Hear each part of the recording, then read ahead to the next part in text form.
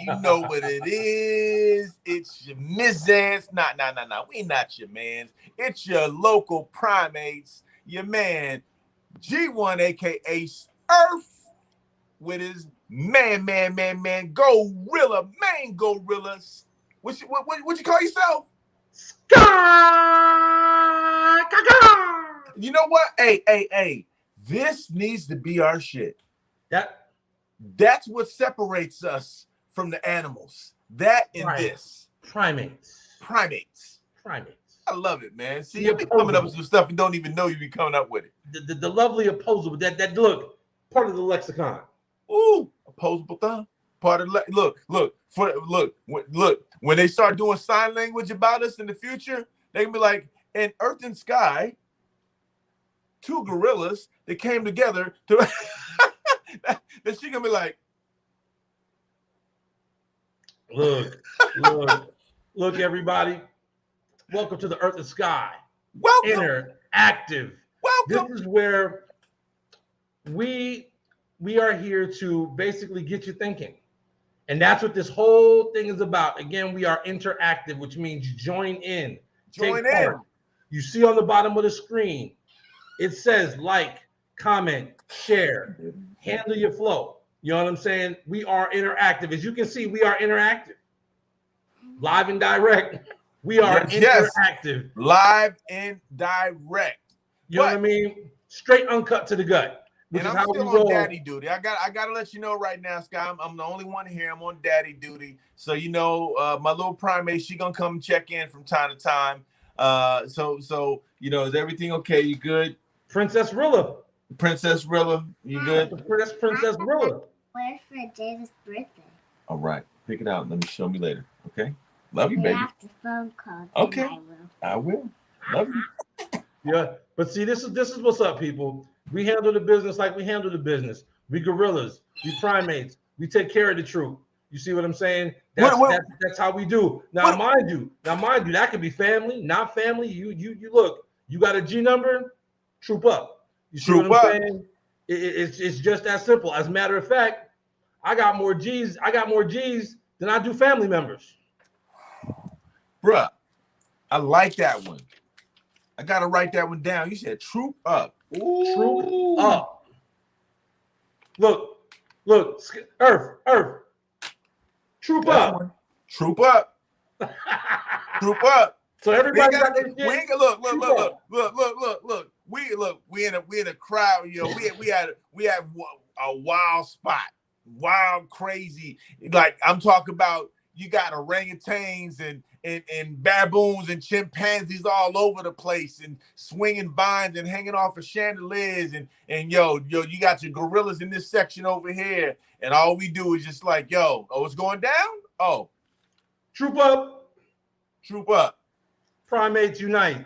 Baby. Let's get it in. You know who lead this thing, man? The great apes. Let's go, man. Primates. Look, I just have to say, we are Earth and Sky. Now let's go interactive. Indeed. Now, do you want to hit him with the quick disclaimer? You want to hit him with the disclaimer the way you do? I'm gonna let you run it, brother. This time, I hit him with it. All right. Now, just so you know, the statements of Earth and Sky are strictly our opinions. Strictly. We are here to have you doing research. We are here to get your brain stimulated and working. So at that point, the opinions stated by Earth and Sky are strictly our opinions. And we are going to say some things that might get you in your feelings. And that's perfectly fine. Why? Because now you're feeling. You're not numb anymore. We're going to get you thinking, and we're going to get you feeling. Let's ride. We about to swing this vine, so grab your vine, swing it with us, and let's go. Because y'all about to get an insight of the culture, what's going on, how what's going on in the world is received by the gorilla culture. Because we speak for gorillas. We speak for those that are in the streets all the way up to Wall Street, who actually pound their chests, flick their fleas, and get their fur right when it's time to go real. And that's what we about. You know what I'm saying? We primates, opposable thumbs, troop up. You know Go, what I'm Rick. saying? You see that? Now, one of the things that I want to talk about, just real quick, just came in, got this one today, new, hot, fresh off. There is a Colorado woman now. Here's where you can go find this at, because we already started giving you information right off the rip. So what we like to use as our tool is Smart News. Okay, so Smart News is one of those venues. You can have it for the Android, you can have it for your iPhone, and it just basically brings all the news in the area under one app, so they can start now seeing what's going on locally and abroad. And nothing more, nothing less. You can also search it through Google. We'll tell you is what we're looking at, and you can search it on your own and see what you bring up. And if you get something different, let us know. Bring it into the chat so we can talk about it, so we Comment can about it. disseminate and get the truth all together at the same time. That's why this is interactive, because you have a chance to help us recreate the narrative that's already up in here based off of what we're finding in here. It's time to start using these smartphones as smart tools, and that's why we go interactive. Boom! Boom! He's heating up. Oh man, look, we about to turn the dial to number 2. So check it out. Research this. Type this one in. This is the title: Colorado woman arrested being caught on video trying to put her 5-year-old in trunk of car. Now, I had to look, right, because I saw it earlier, and this is going to lead me into another segment. That just gave me chills, bro. Yeah, man. 5-year-old in the trunk of a car in Colorado during this season. Now, she's got on a tank top, and shorts. Would you think it's hot out there? Would you think it's probably a little bit on the heated side out there? So Colorado got a different flavor going on. This is true. Totally true. Totally true. So here's what happened, right? This woman was caught on video forcing and screaming at her boy, her 5-year-old boy. Five. Forcing him into the trunk and closed the trunk. Closed it. It was about to get into, but there's a woman. Now, there's another segment we're going to talk about next. It's called The Rise of Karen. All right? The Rise of Karen. But we're going to see how Karen helps and hurts. Here's how Karen helps in this case. And I got to give it credit because I know it was a Karen. She just didn't want to get put on, but this is when she should have actually took some credit, as opposed to being the other Karens. You know what I'm saying? Just getting police called on people and all this other good stuff. But either way, she's on video putting her son into a trunk. You didn't know if it was a boy or girl. All you knew it was a child, and she was screaming at the child, get in the trunk, and she forced the child into the trunk and closed the trunk. Okay? Now, let me tell you something. I remember when I was growing up, I bet you remember this. Right? Commercial. Dude takes an egg, cracks it, puts it on the sidewalk. The egg starts cooking. And the caption was, hot enough to fry an egg. This is your brain on drugs. I remember that.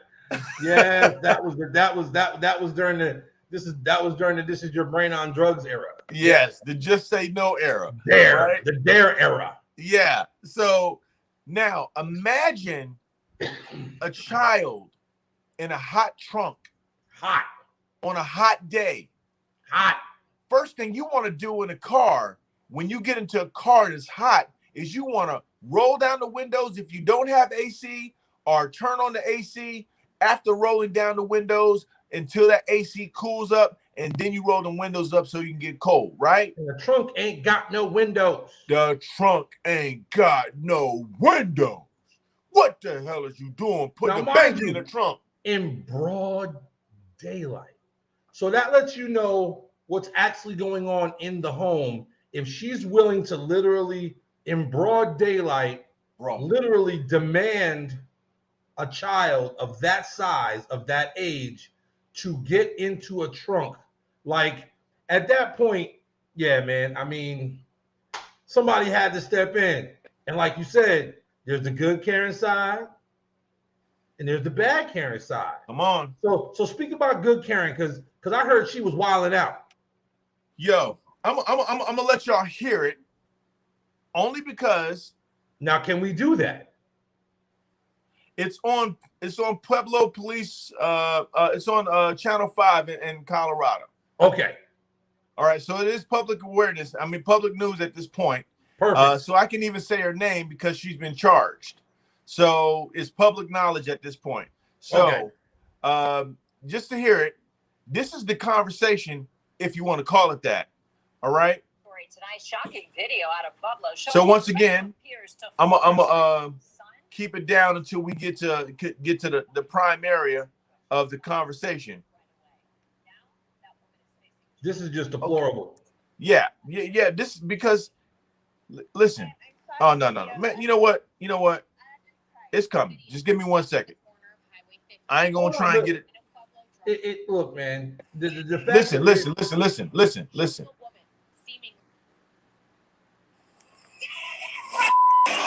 Showing a woman seemingly putting her young son in the trunk of a car. Dude, you cannot put your kid in the trunk. Karen. But the person behind the camera wasn't going anywhere. Trunk. Take the kid out the trunk. Dude, I was gonna take it. Dude. Now she was gonna take my. That's when she pops the trunk. About the welfare of that little boy. Things escalated. Police were called, and in part thanks to the video, investigators identified this woman as 33-year-old Chelsea Trujillo. They say the boy is her 5-year-old son. We saw what we saw. That's all we need right there, right? What I'm trying to get y'all to understand by this, and the reason why, to me, I don't care if this is late breaking news. I just saw it maybe about 3 hours ago, and I made my comments on it on the thread that I get some of my information. Well, let me tell you, man. Let me tell you. There is nothing more sick, deprived, demented than someone who willfully harms a child. Nothing more. Nothing more.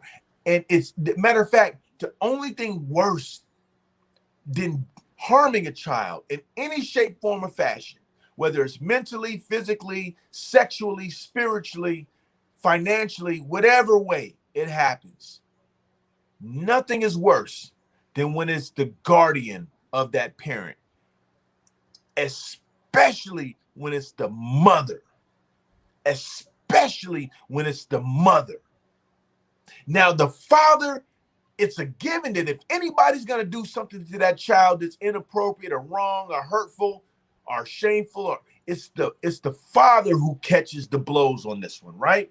It's always the father who catches the blow. He wasn't there. He was philandering. He was playing around. It was him and his adulterous ways that broke up the family. And no, wrong.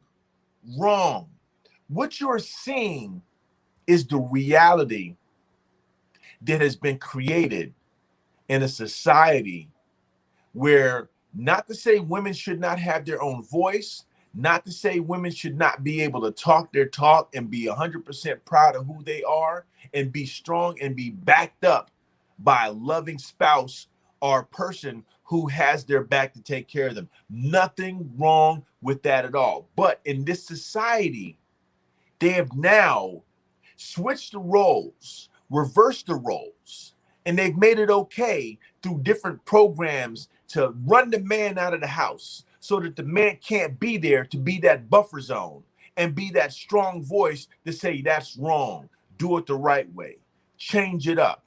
And then you leave women who are 9 times out of 10 working to take care of the home by themselves, stressed out, hardly able to manage the home, work, and their child, especially at 5 years old, when that child gets on your nerves, and let alone, don't throw in some type of mental issue. Well, it's like the psyche can only handle so much before you snap. You know what I'm saying? And what was witnessed was this individual literally had a snap. Now, mind you, how often does that snap happen? Well, obviously, seeing it in broad daylight, you put your child in a trunk, that snap happens on the reg. Like, basically, that kid, look, I'm going to be honest with you, this might sound a little whacked out. That was the best thing that could have happened to that child. The best thing. Why? Because now that child is in a better situation than that child was in 24 hours ago. Because now that child does not have to worry about, because like I said, what's really going on in the home when you're telling your child to get in a hot ass trunk? I don't care if it was wintertime, then that's a cold ass trunk. You don't put kids in the trunk.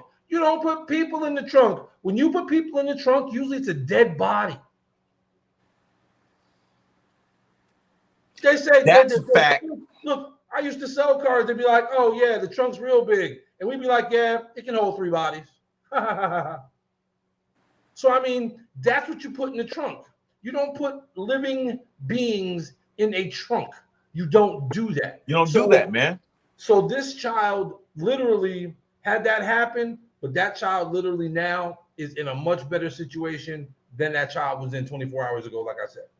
Now, I've got a little extra footage I'm going to run now. Keep in mind that the information is coming from Channel 5 NBC off of Pueblo in Pueblo, Colorado, right? This is the neighbor about to say what she says, okay? So give me a sec. I'm going to get it to the neighbor. Here she is right here. Saying no child deserves what that Pueblo mom. That's why detectives. All right, so while the investigation continues with Trujillo arrested on child abuse, we talked with a local Pueblo mom who says she knows Trujillo. You could just see she wasn't a nice person, especially towards her son. Saying no child deserves what that video sees. Deplorable. Okay, so she said 2 sons. Where's the other one? Here we go. Now, I can tell you who's in the house, and I can tell you who's not in the house. Well, actually, in a situation like that, you can't even call it.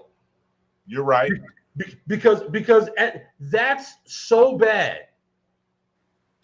That's got to be co-signed.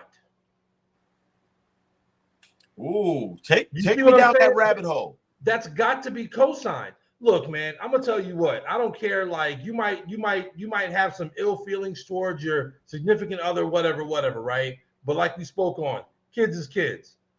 So the neighbor said that she is bad to her 2 sons. The neighbor did not say they are bad. He is bad. The neighbor said she is awful with her 2 sons. So at that point, if there is somebody else in the home, they've got to be co-signing on that. There is no checks and balance. If there's somebody else there, they're in on it, and they need to go to jail too. That's the facts of it. That is the facts. As they said in Stripes, that's the fact, Jack. So, look, real talk. Now I'm gonna tell you what you took me down. You took me down another road. And this is why everything is we don't know what we know until we know it. But to have it co-signed. So that tells me that if that type of situation is that toxic in their household, then I'm going to tell you what else is probably involved in there as well. Drugs and alcohol. Oh, most definitely. Most drugs, alcohol, and poverty. And I'm going to tell you, she was hopping in the damn every bit of a damn Kia or some shit. And not a new version of it either. You know what I'm saying? Automatic trunk type of stuff. Automatically you have to up it and down it automatically to get that bitch open and closed. So what I'm saying is she didn't look like she had for money. So obviously finances are definitely something wrong with it. Bad day, possibly. Don't want to rule it out. Nope, not a bad day. Neighbor rules that out. That is ruled out. Neighbor rules out the fact that it was a fluke. Neighbor rules out that it was just a coincidence, happenstance. I'm gonna tell you, there is no happenstance. There is no coincidence. Everything that happens. And there's a purpose for it. The reason why that child literally got put in the trunk in broad daylight was to save that child's life and save his sibling's life today. Those Facts. kids are Facts. saved today because basically she went spazzola. Yeah. So she went spazzola and those kids are safe. So like I said, the best thing that could have happened to that child and for his sibling was the fact that she went spazzola in a parking lot in broad daylight in front of people. The young lady or the young lady who basically ratted her out, videoed it in the whole nine, needs to be commended. She needs to be commended. Not only like straight, like I'm talking like the mayor needs to have a nice little ceremony for her. For real. Because basically, that's what being your brother's keeper is about. That's what being a servant to humanity is about. You see what I'm saying? That's Because facts. basically she's like, okay, I can start a fight with this lady, but that's not helping the kid in the trunk. Because the longer I bicker with this lady, the kid's still in the trunk. The whole thing is to get the kid out the trunk. And she kept the focus, get the kid out the trunk. You cannot put your kid in the trunk. You see what I'm saying? I got to give it to her because I'd have literally went spaz. Like I'm snatching keys and I'm snatching kid out of said trunk. You see what I'm saying? Now I'm going to jail for being aggressive, for saving a life. So she really kept her cool to the best of her ability and succeeded in doing exactly what needed to be done. And now, mind you, this is somebody who doesn't know this lady, doesn't know this little boy, Right. but saw wrong being done in the world and was compelled. Her energy said, look, Her you ain't doing energy. that. You Heard ain't that, doing people? that to no kid on Energy. my watch. Thank you. You ain't doing this to no kid on my watch. You might catch another dun-dun-dun who might let that happen, but not on my watch. See, what she did was gorilla. That's gorilla. Now let me chime in on that one because guess what? Gorilla is go is what? Go is the way. Go is the movement. Go is the Go go. is the movement. Rilla is the way. Is the way. Let me tell you why what he's saying has so much fact to it. Because her energy had her in that place at the right time to serve and be as an instrument of justice and safety for the universe at that time. Now, that's good Karen. This is where we transition from good Karen to bad Karen. Bad Karen operates strictly out of fear. Number one, whether it's racial fear, whether it's safety fear, physical fear, mental fear, whatever kind of fear you want to link it to, she operates out of fear. Okay?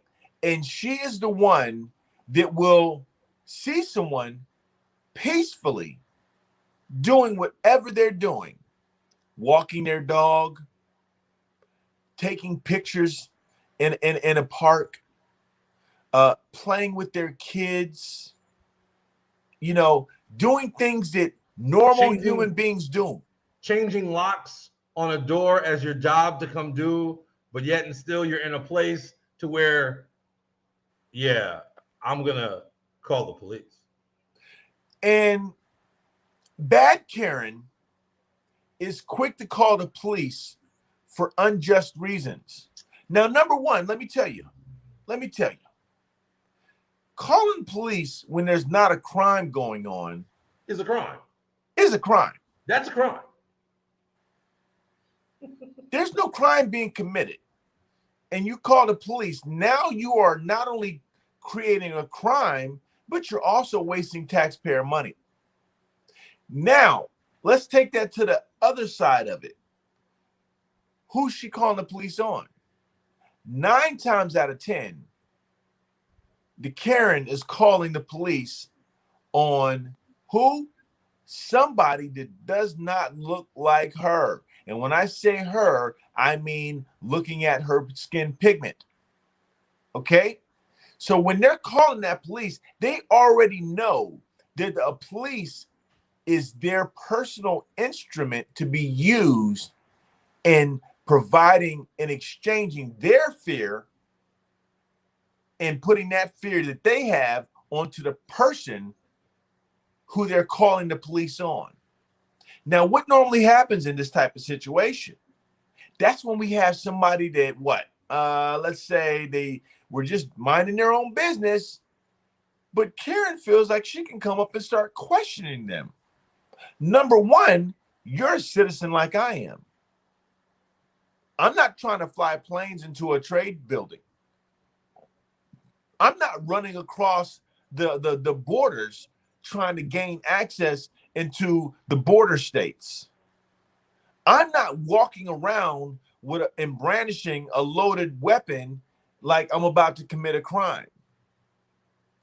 I'm not casing up some joint, like somebody trying to get into action of doing a crime. Dude, none of that happens when these Karens are active. But could you? But then, with you saying that, could you then say that bad Karen is a urban terrorist? Whoa. Because now bad Karen has now created a potential hostile environment when no hostile environment existed. See, this is what people really don't understand. This is why nobody watches the news. You know why nobody watches the news anymore? Because of these things right here. See these things right here, people? Yes, we all have them. We are the news. You know what I'm saying? We are the news. That young lady who saved that young boy's life today was the news, live and direct. And this is why everything is shifted. This is why things have changed. Because now, guess what? Bad Karen starts wilding out, and everybody's got one of these. Yep. And now it's on camera. See, that lets you know that is a psychological snap. Because when you automatically know that you're in a store, you're in a parking lot with cameras, and everybody in the parking lot, I'd be willing to say at least 9 out of 10 have one of these and basically are reporters. They are on their Facebook, their social media. They're catching video for themselves. They're calling the local news stations like, yo, I got video that you need to see. Where do I send it? This is what you do, people.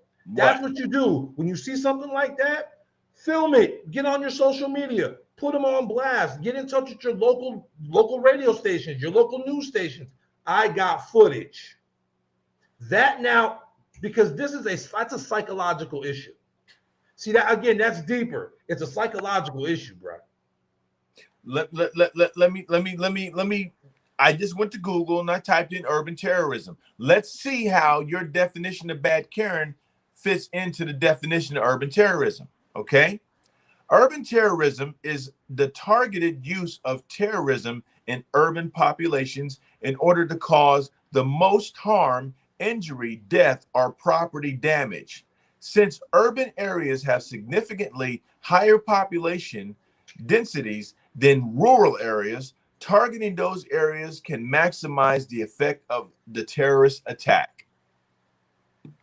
Do you hear these problems in rural areas? Do you have bad Karen wilding out in the rural area? No.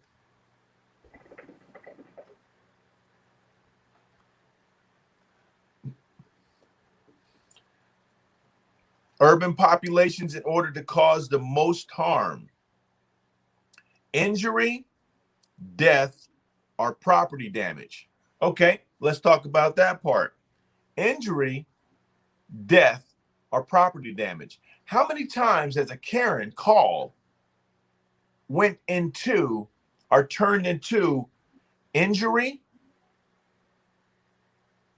death, or property damage? Well, injury, people think injury is just purely physical. No, people, that's not. Science has proven that mental and psychological is much more damaging than the physical because you'll heal from that. Facts. If you're still alive, you'll heal. They'll fix you. But psychologically, now you don't feel as safe coming out your house. You don't feel safe riding your bike. You don't feel safe going to the store. You see what I'm saying? It changes you. Now you literally can say that you have PTSD and be real with it because now you have anxiety. That is psychological damage at its highest degree. So yes, I would say that bad Karen fits into the urban terrorist category. Now, for those who wonder where we're coming from with this whole Karen thing, right? I'm gonna cover a couple of points that I talked to Sky about, right? But I'm gonna give you an instance, right, where you can go back, and they've made movies about this shit. Okay, we all know about Rosewood. The story of Rosewood was based off of a lie of a Caucasian woman saying that she was raped by a Negro male. And in fact, that was just her cry for attention because her husband was showing her no attention at all. So there was no rape. There was no fornication. There was no accosting. There was nothing. There was even no male to be involved in the whole process. But what ended up happening, well, let's go ahead and take a look and see what the amount of damage was in Rosewood. Terrible, people. I mean, again, that is the epitome of urban terrorism. But nobody wants to actually call it what it is. You know what I'm saying? Again, mind you, there's good and bad to everything. There's two sides to everything. As above, so below. Which is why we're really putting the heat on these bad Karens out there, because basically, they need to have that. Look, if you want your spotlight, if you want your 15 seconds or 15 minutes of fame, okay, no problem. Be a bad Karen and watch what happens to you. You're going to get all the pub you want. So check it out. I've got a little bit of information. I'm pulling it up right now. Again, people, this is Earth and Sky Interactive. So I went to Google. Literally, we are interacting. I went to Google and oh my goodness. I typed in Rosewood, Florida tragedy, and it brings it up under Rosewood incident. We're not going to go there. I'm not going to dive deep into that way that they kind of swept that under the rug. But let's talk about some of the just core. Okay, then they say Wikipedia listed as a massacre. Okay, but they say Rosewood Massacre was a racially motivated massacre of black people and destruction of a black town that took place during the first week of January 1923. In rural Levy County, Florida, at least 6 black people, loss of life, death, injury, obviously. People and 2 white people were killed through eyewitness accounts suggested a higher death toll of 27 to 150. Now, if they're willing to list it as an incident in Google, I'm pretty sure that they're willing to kind of keep it to 6 people as opposed to getting it up closer to 150. Because I'm willing to say it's kind of like what they did in Tulsa, Oklahoma in 1921. They didn't just stop at a couple of people. They didn't just destroy a little bit of property. They destroyed everything they fucking could. Okay? Jealousy is a motherfucker. Okay? But no. Rage is a motherfucker. I will agree with you. Rage, if jealousy is a motherfucker, then rage is the motherfucking the son of a bitch. So, with that being said, right, it was incidents like these that birthed the gene that we now see manifesting as the Karen mentality and prototype. Karen has become a prototype in today's society. Why is that such a bad thing?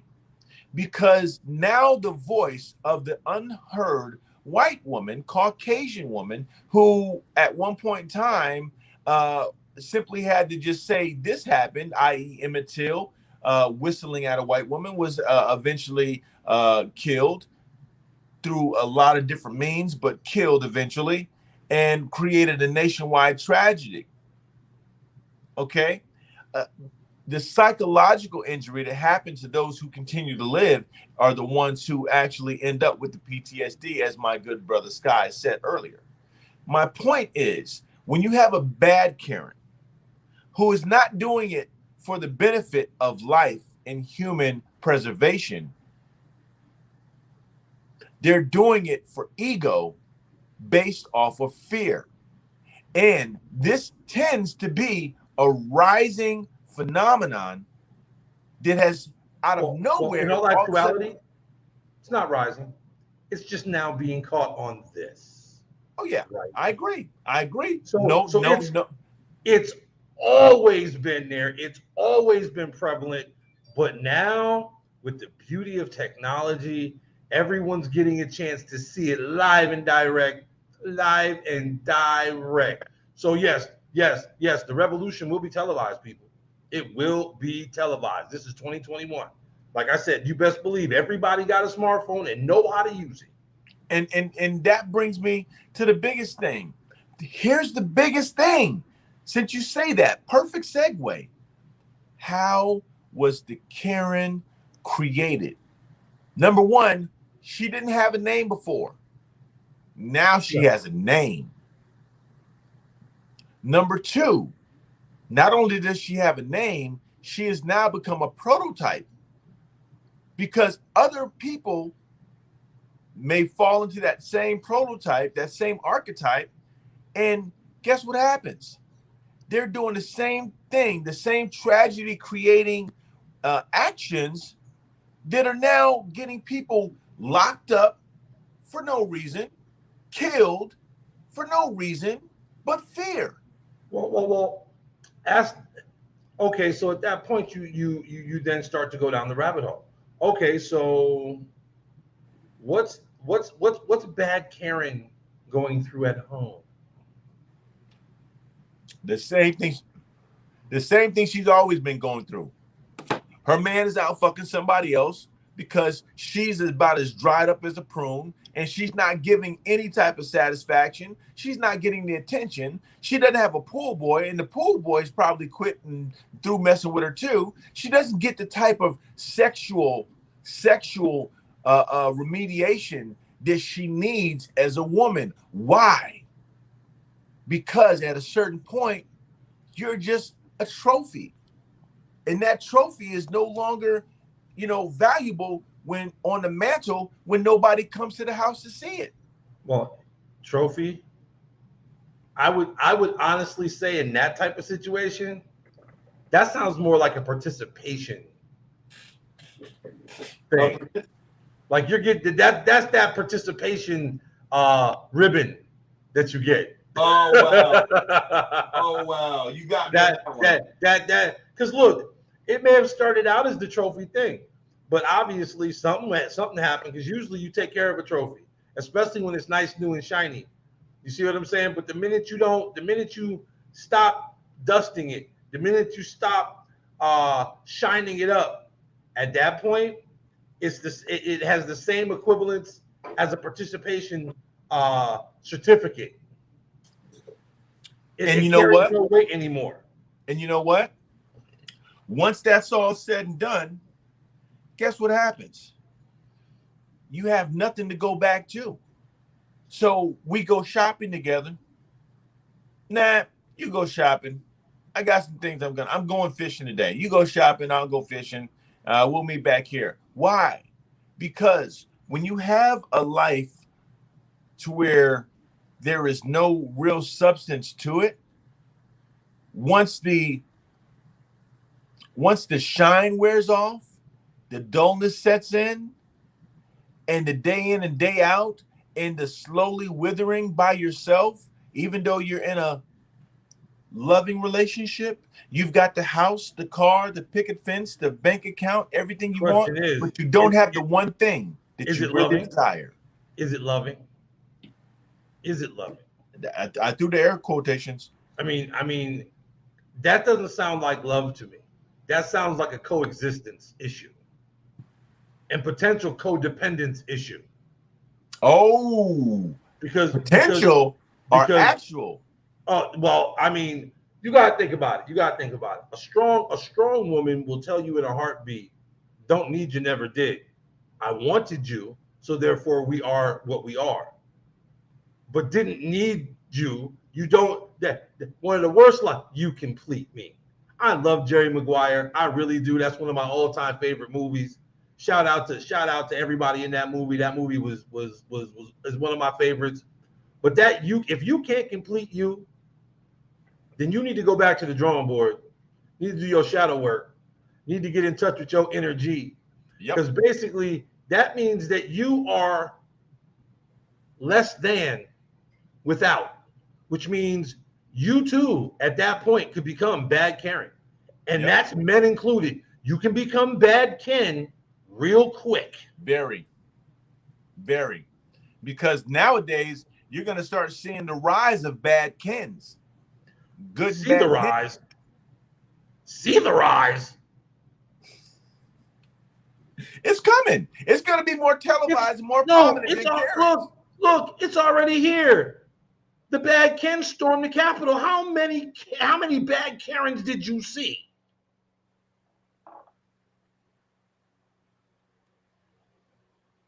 So again, January 6th was a turning tide. The bad Kens have it's always, this is now the equalizer. People use these, be the news, be the media, become the media. You are the media. That's your voice. That is how you see some injustice. That's how you get in that. That's how you handle that. That's how you handle that injustice. Because now you have no choice. You have no choice but to be heard. Why? Because everybody's doing it. Everybody. And posting it is nothing but a thing. And I'm going to tell you what, if you ain't catching it, I hate to tell you people, but there's cameras in places that you don't know there's cameras. I promise you. Yep. And speaking of Colorado, I can tell you that there are trees in Colorado that are not trees. They're not. They're not. Branches don't move that way. Branches don't rotate. Branches don't go from left to right. And I've seen it. I've literally seen it. So I'm speaking from experience, not some shit that I read, seen some. No, I've literally seen. These are not trees. So cameras are everywhere, everywhere present. You are being watched. Believe that. And they're telling you it's for your own safety. Is it or is it not? That's a completely different show. Facts. But to the simple fact that for the mindset and the psyche to let a person go there and just snap, that's not a just snap. That is a regular patterned behavior. That is the norm. That's got to change. Now, there's things that are fueling the Karen. And the things that are fueling the Karen in this society, one of the things is privilege. Okay? One of the things is privilege. But another thing is the rising change in patriarch to matriarch society. And in that, there's a lot more feminine energy rising while masculine energy is being suppressed. And masculine energy is fighting to get out. And if you couldn't tell, that was my segue into another thing that I wanted to talk about. It was capturing eyes for a little while. Capturing eyes for a little while this week. And I want to say the last week as well. So there was a artist many may know as The Baby. The Baby made some disparaging remarks during a opening of a show. And this guy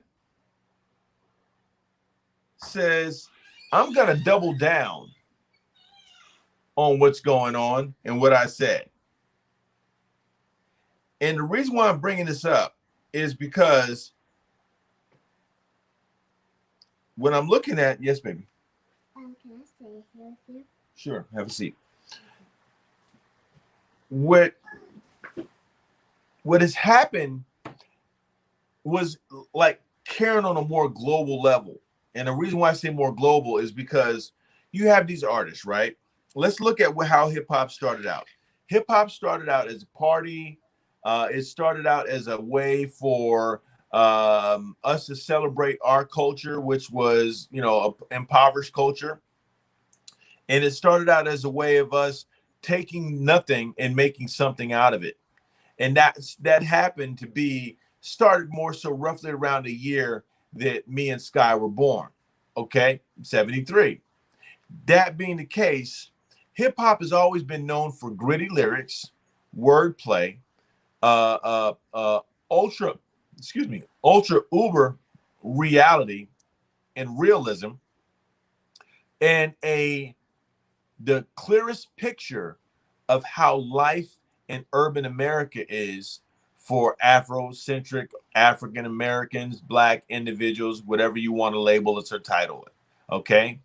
So saying the things that would, be disparaging to everybody else, we've gone through those flows time and time again. Matter of fact, it wasn't until Luke Skywalker Campbell had to fight for his freedom of speech, and won the case back in the late 80s, early 90s, late 80s, and it spanned into the early 90s.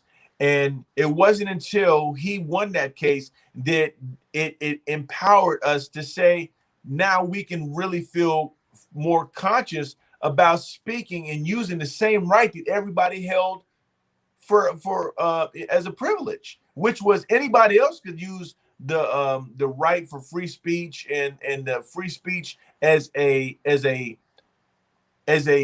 argument to say whatever they wanted to say. But when it came to us making money off of our free speech amongst our own people, obviously, because we were the ones buying it at first, and then eventually, white America and the rest of the Americas began buying into it. So the baby said some disparaging remarks, and those remarks, I'm going to try and find them right now. But basically, at the beginning of here's what he said, right?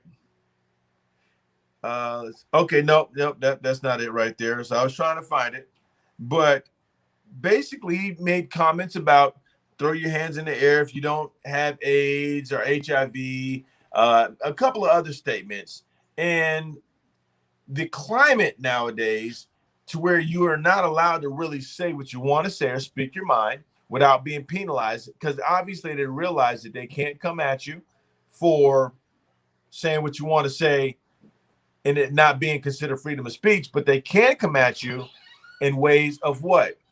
Your dollars, who patronizes you, how your information and your music is disseminated, which shows you get, how much money you can earn by saying what you want to say. Sponsorship of corporate America. Well, go ahead. You bring up an interesting point when you bring up money. So there are many different aspects of things. Facts. With you saying that, one of those aspects, and I'm just going to throw this on the table because this is Earth and Sky Interactive, so this is what we do. We get you thinking. And this is the Weekend Freestyle, baby. We get to this. Freestyle! We get to this. Now, the baby was doing his thing, right? Facts. Okay. The baby was there, and the baby had something happen that's only happened once to a very high appointed public figure. That person was the president of the United States. Do tell. That was George W., who got the shoe thrown at him. The baby got a shoe thrown at him. One shoe. One shoe. So when you start to think about it, right? He's the hottest name smoking right now, right? Must be. Was it the baby who said that, or was the baby told to say that? Because now he's got all eyes on him. Now you bring the money aspect in it, and we are in America, the land of capitalism. So at that point, when one shoe gets thrown, no other items got thrown. So you're trying to tell me security got to that one person and everybody up in there to stop them from doing that again?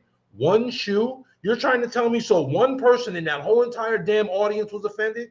One? Because I'm going to tell you what, sounds staged a little to me. Because basically, why wasn't somebody else throwing a shoe or throwing a hat or throwing a towel or throwing a water bottle or throwing something else? You get my point now? Yep. Like, so I'm not saying that's the case, but I have to, being Sky, being looking down on a looking down over things perspective. You see what I'm saying? I'm going to see to the horizon. And that has got to be put on the table. Got to be. Because at that point, think about it. He was already doing his thing, but we all know this. We all know people in entertainment will do anything to get your attention. Whether they are told to do it or it's part of their branding strategy, they do it anyway. So at that point, you have to wonder, why is it only one shoe? Security didn't get to that one person that fast. Let's just keep it real. We've all been to concerts.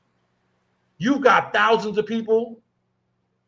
One person wild out and threw one shoe. So you're trying to tell me that that person went home with just one shoe on. So I didn't read that. So somebody actually threw a shoe at him? Oh, homeboy said it, blah, blah, blah, blah, blah. And he was like,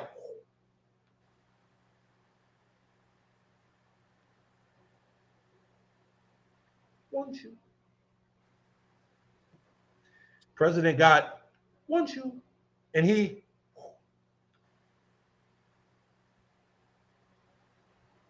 So you're saying, and I felt this, but I mean, I have to let things play out because I can't interject what I'm thinking and what I'm feeling into what's actually happening. right. Right? You don't want to project. I got you. Right. That wouldn't be journalism. But what I did see was that he was now a part of a hellstorm of concerns. A hellstorm of concerns. Okay? This dude, whatever he said was loud enough to where it reverberated around the world. And the offended parties, the LGBTQ plus, came up in full force, full regalia. And because their power supersedes that of the average group of individuals to be offended, they sought to break down every morsel of this young black male earning his money by saying what he says to entertain individuals. So, but wait. But who was he truly meant to entertain? Point. Who? You can entertain everybody as long as we're the ones that you don't offend. But how many times have entertainers said things? Prime example, comedians say things that offend all the time, but who are they actually entertaining? Okay. Do you see what I'm saying? Calculated. I know for a fact some people aren't going to like what I have to say. They're probably not going to like me, but guess what? Energy does not know good or bad. It just goes where you focus it. So now, where's all of that energy been focused? All eyes on the baby. To the point where we're having this discussion about him right now. Yep. Somebody's making money off it, and they're making more money than he's making off it. I can promise you that. Now, that being said, let me tell you what came after he doubled down. First, we had Questlove, was one of the first people I heard about that came out of the woodworks. The Roots, lead drummer for the Roots, and now on NBC or one of those channels. Jimmy Fallon. Jimmy Fallon. Jimmy Fallon. So he comes out and he makes his statements. And the baby doubles down, basically saying that I don't even know who the hell this guy is. Whoa. I don't know how that's possible if you're a rapper, but well, now, what are you a rapper or are you an entertainer? Because if you're an entertainer, you wouldn't know who Questlove is. But if you're a rapper, if you are a hip hop artist, you know exactly who he is. You have no choice but to know who he is, because you probably sampled some of his shit. Yep. So, mind you, so that lets you know, okay, so basically he's an entertainer. Definitely. I wouldn't call him a rapper. I would just call him an entertainer. Okay. Now, with that being said, Questlove made his statements. He doubled down, basically saying, hey, I don't know who this guy is. You know what I'm saying? These old guys, first thing they do is go to the age. Why? Because that's where the division starts at. The division starts, if you want to look at the quote unquote Willie Lynch letters, whether they were true or not, it goes into separation. No cap. Yeah, no cap. It goes into separation of color, gender, age are the top three things, right? Are you as dark as me or are you lighter than light? Are you the same sex as me? Are you a different sex? Are you the same age as me? Because all of those things were made to be put against each other. One side, two sides, everything split down the middle. If you're on one side, so you support it. You're on the other side, you support it because you're chastised and trained to support one or the other. So therefore, you can clearly decide where you're at, and everybody can obviously tell where you're at. So all that being said, doubles down on that one. Don't know who this guy is. Don't care about who this guy is. I don't follow the leader. I am who I am. Okay? I think what happened was the baby had not been humbled yet. The baby had got away with shooting somebody, possibly even killing somebody. I got to double check that. We can double check through the notes. You know, we're Earth and Sky. We can do that. Or we can just say he did something to somebody that revolved firearms. And let's just say that he was never charged or arrested with that. Okay. So with that being said, he continues on to double down in his career. The baby has had more police concerns or issues, getting pulled over, getting arrested, fighting at shows with patrons or customers coming to see him. But once again, he skates through all of that, all of it, right? Just to say one thing that somebody didn't like at the opening of a show before he got a chance to start the performance. And that, what he said, not what he had done, but what he said was enough to send ears up and fur flying. Well, I mean, you hit it right on the head. The industry will humble you if you go too far because they have to have a checks and balance, or they just set you up. It's just that simple. Well, you know, Baba Dick Gregory said it the best. He says, if somebody's trying to discredit me, it's not going to be anybody but the government or somebody that wants me out of there. You know, so this situation, to me, I had to stop for a quick second, and I had to fall back and realize, is this another distraction? One shoe. And if this is one shoe. And if this is a distraction, what is it distracting me from? Because it got more play than it should have got. 2 weeks, No. two and a half weeks. It got the play it was supposed to get. Of course.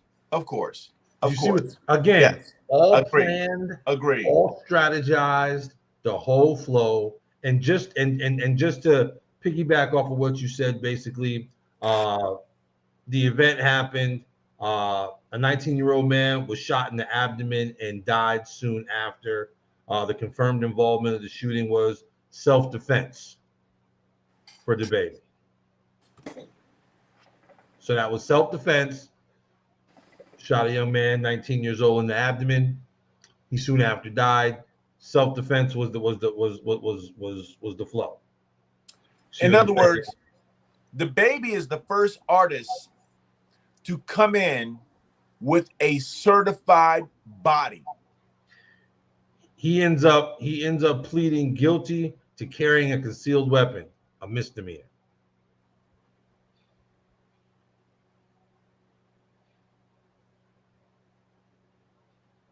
You think somebody wanted him in the industry bad enough?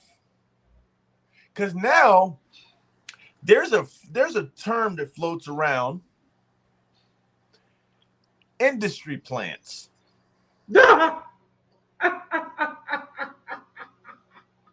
Well, I don't understand what the baby didn't understand on what they did to Bobby Shmurda. Shmurda doing the Shmurda dance. That's a show all to itself. Very much so. Because now Bobby Shmurda's out feeding the homeless and giving turkeys away at Thanksgiving and all types of other things. He's feeding the hood right now. The baby,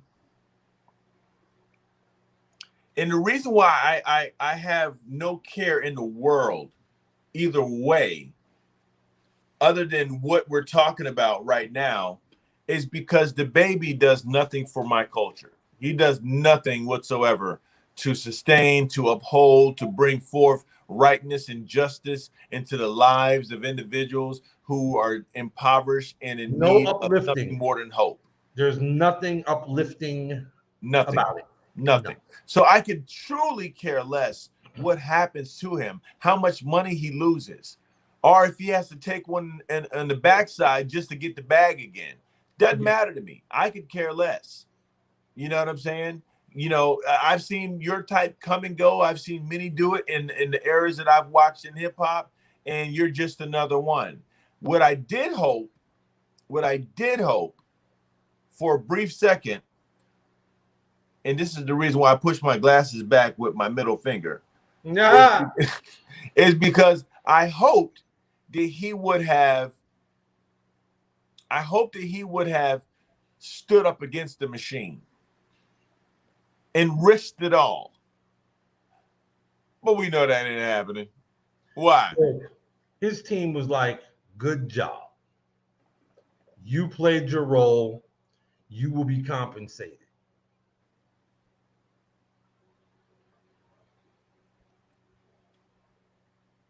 That's what we're up against.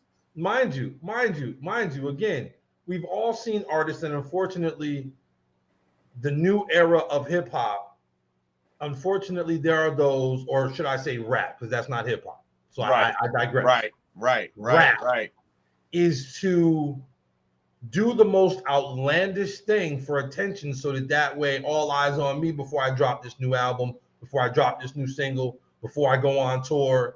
Do you see what I'm saying? So, I mean, if you look at it, the master, the one who literally has pulled the biggest Svengali ever in the industry, Who is that? Kanye West himself. Uh-oh. He is the master of the straight trickery. Yeah. Because, dude, look, I'm gonna make you hate me to the point where you're gonna buy my album just to critique it, to talk smack about it. Do you think he cares what the average person or anybody thinks? You bought his album, idiot. So you did exactly what he wanted you to do. You played right into the hands of what? His bank account. And you put your hand all up in it and dropped your money. That's what you did.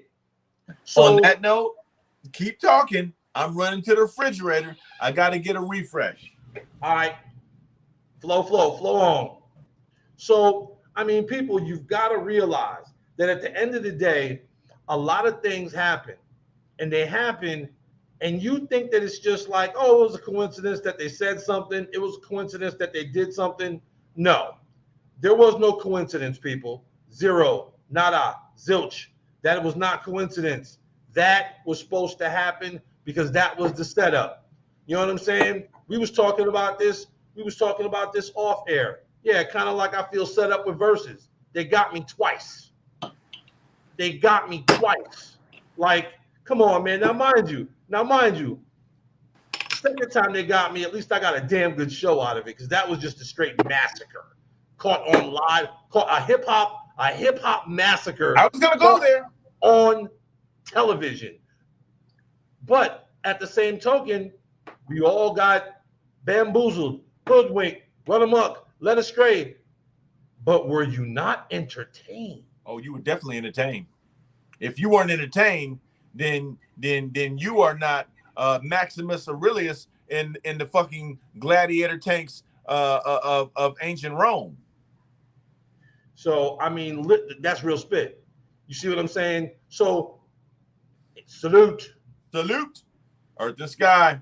We think about it. Sky.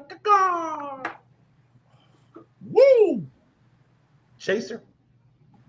You know what I'm saying? So, I mean, there's always layers and there's always things behind things. And people always want to leave things on the surface. Well, this is the Earth and Sky Interactive. We don't leave things on the surface. We dig deep, baby. We deep dive it. We straight, like I say, man, I'm the sky, so I'm in Pluto.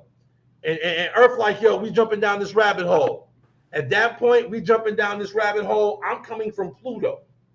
And I'm doing the straight nose dive, not feet first. I'm going head first into this rabbit hole. And I know for a fact it's going to take me deep down that hole. But that's the whole purpose of it. Because at that point, it's got to shed some light. You got to get people thinking that what you see isn't necessarily what you think you see. It's almost like magic. They want you to get in close because the closer you get, the more control they've got. Because now they know exactly how you see it. You're not panned out so that way you get a wider view. No. I'm the magician. I want to do my 3-card Marley with you, and I want you looking at my hands. I'm talking to you while I'm doing it, but I really want you to look because I got you. At that point, I got you. Bottom line. What was that movie about magic? What was it called? Oh, the newest Now You See Me? No, not that one. Because that was hot. No, that was hot. The first one and the second one. Hot. That was hot. No, not that one. The eye, the all-seeing eye. Oh my goodness! If I find it, it's gonna be a crazy one. You know what? I know who. I'll find it. Give me a second. But I mean, see, again, people, Earth and Sky Interactive. We interactive. We looking it up. Look it up yourself. Do your own research. We want to get you thinking. We want to get your brain percolating. Why? Because it should be. Because when you're a free thinker, you're not a sheeple, people. You know what I'm saying? I think they know what you're saying. I just don't think We've got Quayshawn chiming in all the way from Vegas? baby. Is he in Vegas? On the check-in. The check-in. Give me 1 second. It started with a P. I'm going to tell you what it is here in a second. Magic movie. Now, was it the one? Was it the one with Christian Bale? When he basically cloned himself and kept killing himself. No, not that. It's a magic movie. It was a what? It's a movie on magic. I'll tell you what it is in 1 second.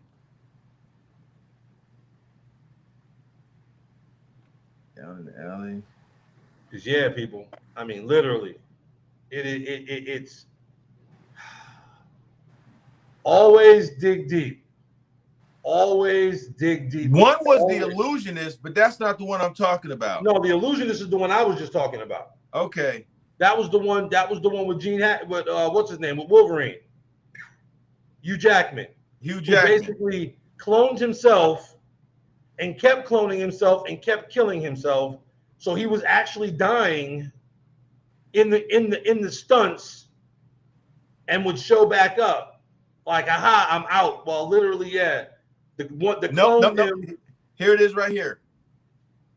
And it wasn't Edward Norton. I thought it was Edward Norton. Maybe it was. I don't know. Let me see. But it's The Prestige. Okay. So The Prestige was that part of the magic that it was the part of that was Christian Bale. Right. That was Christian Bale. It was Christian Bale, not Edward Norton. That's why. But The Prestige was the part of the magic trick to where it makes it all come together.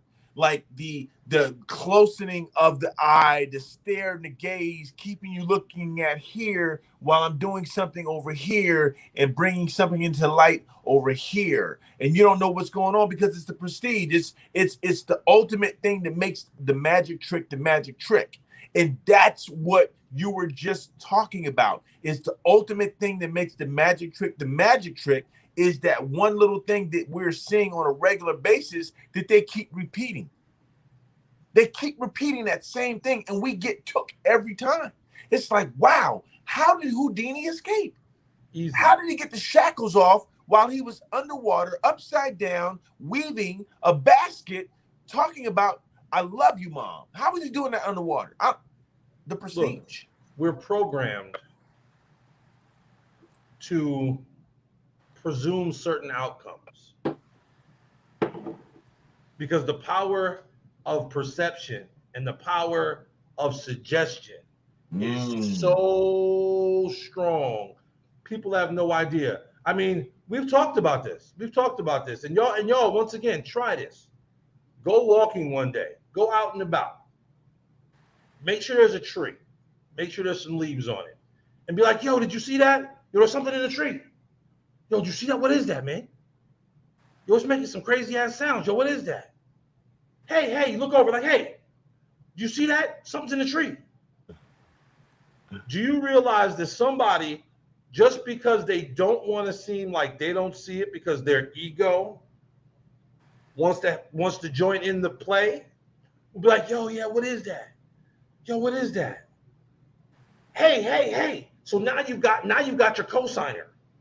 And once you have your cosigner is going to then spread the word for you. Yo, right. Yo, come over here. Yo, you see, there's something up in that tree, man. It was making some crazy sounds. Now, ain't nobody heard no sound. Ain't nothing in the damn tree. But yet still, you put it in their head that there's okay. Uh-oh. Here he comes, folks. And this is scientifically proven. Here he comes, folks. People literally are programmed to follow arrows. And they did this a couple of times like live and direct. They put people in a museum, right? And they put arrows to take them to a quote unquote exhibit. The arrows walk them into an empty room, into a circle, and stopped them. And nobody questioned where the exhibit was. Most of them were looking down on their phones, following the herd. Why? Because they were. The suggestion is you follow the arrow, right? That's the programming. The programming Right. states you follow the arrow. That's what you do. To nothing. Again, three-card Marley. Three-card Marley. Where's the ball at? Right. Where's the ball at? Where's the ball? You know where it's at. See, Got you. You know, everybody thinks that, I don't want people to start thinking we're like a doom and gloom type of provider of information. We're not. What we want you to do, and this is the reason why we're interactive, so we can slay and kill podcasting. You know what I'm saying? Like that obese dragon that has a pot belly that flies with two little wings, like Puff the Magic Dragon with no more smoke coming out of his nostrils. We need you to understand and remove the veil from the wizard, which is in that little cubicle, pulling strings, hitting levers, flipping switches, and Little he's a punk. The wizard is a punk. The wizard is a know nothing, know something. He knows enough. Here's what the wizard knows. Let's talk about the wizard now. Hit him with a hit. Get him, Earth. Get him. The wizard knows enough to be dangerous. Now, if you ever want to know when somebody says, "Oh, I know just enough to be dangerous," you better watch that person, because they're a wizard. They're a wizard because they learn just enough to say, "I know enough to manipulate those that don't know shit." Boom.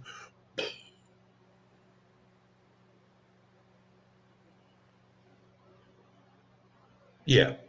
That's the wizard. Wizard. Look at wizard, and I'm going to say wizard fast enough.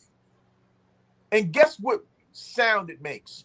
Wizard, wizard, wizard, wizard, wizard, wizard, wizard, wizard, wizard, wizard, wizard, wizard, word. Whoa. You can make wizard and word are, look, a wizard is a manipulator of words. A wizard is a male or female, normally a male, that casts spells using words. Manipulation. Using spells. Come on, people.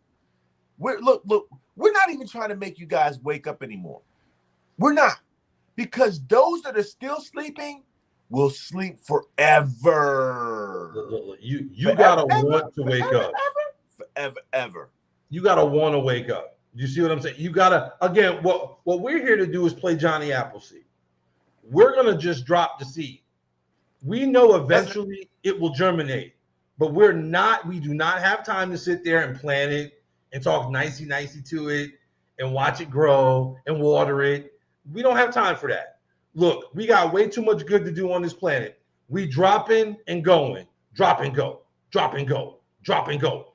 Too many people that actually need our assistance are there waiting for us. And we don't have to find out who those people are, because we understand our path.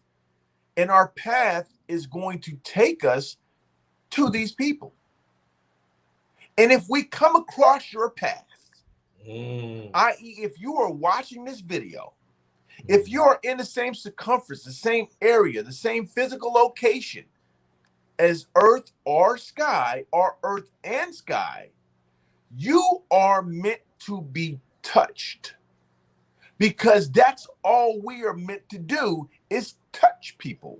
So that means that if you pass us, now, there are many that we walk past, that are zombies, that are drones, that are clones, that are shapeshifters with no reason to shift the shape. They're role players in your movie. They are backdrops in your video game. They're the ones that you have to walk up to and press activation button for them to start having a dialogue with you. Sims ring a bell, people? Oh my God. He went Mush there. mushy. Mush mush mushy. Mush mushy. Yo, you were out of it, man. You were off your rocker. You were off your rocker, yo. I'm just like, Sims, look, Sims really put things on point and in perspective. You know what I'm saying? Sims really did that, because basically it's like all those people that you interacted with in Sims literally were role players in your movie. that's it. Listen, in a course of a day, right? Let's keep it 1K, right? We're gonna talk some metaphysics here. We're gonna talk some real universal truths here, right? This is why no man will ever touch everyone that's on this planet. Will never happen. It's not meant for one man to happen. Want to know some proof on that one? How many of you all believe in Jesus Christ? Unfathomable number out of 7.6 billion. Truth be told, there's probably more people on earth than that, because there are areas where they're not able to count. And in those areas where they're not able to count, indigenous people still dwell. And those indigenous people have not been corrupted by the name of religion. So therefore, the name of Jesus Christ has not made it to. The name of Muhammad has not made it to. The name of Buddha has not made it to. The name of Krishna has not made it to. Do you understand what I'm getting at? Fully unadulterated. You only understand what they have told you to believe. Now, your mind, being a rational, logic-making machine that it is, puts 2 and 2 together and makes an outcome, which may not always be 4.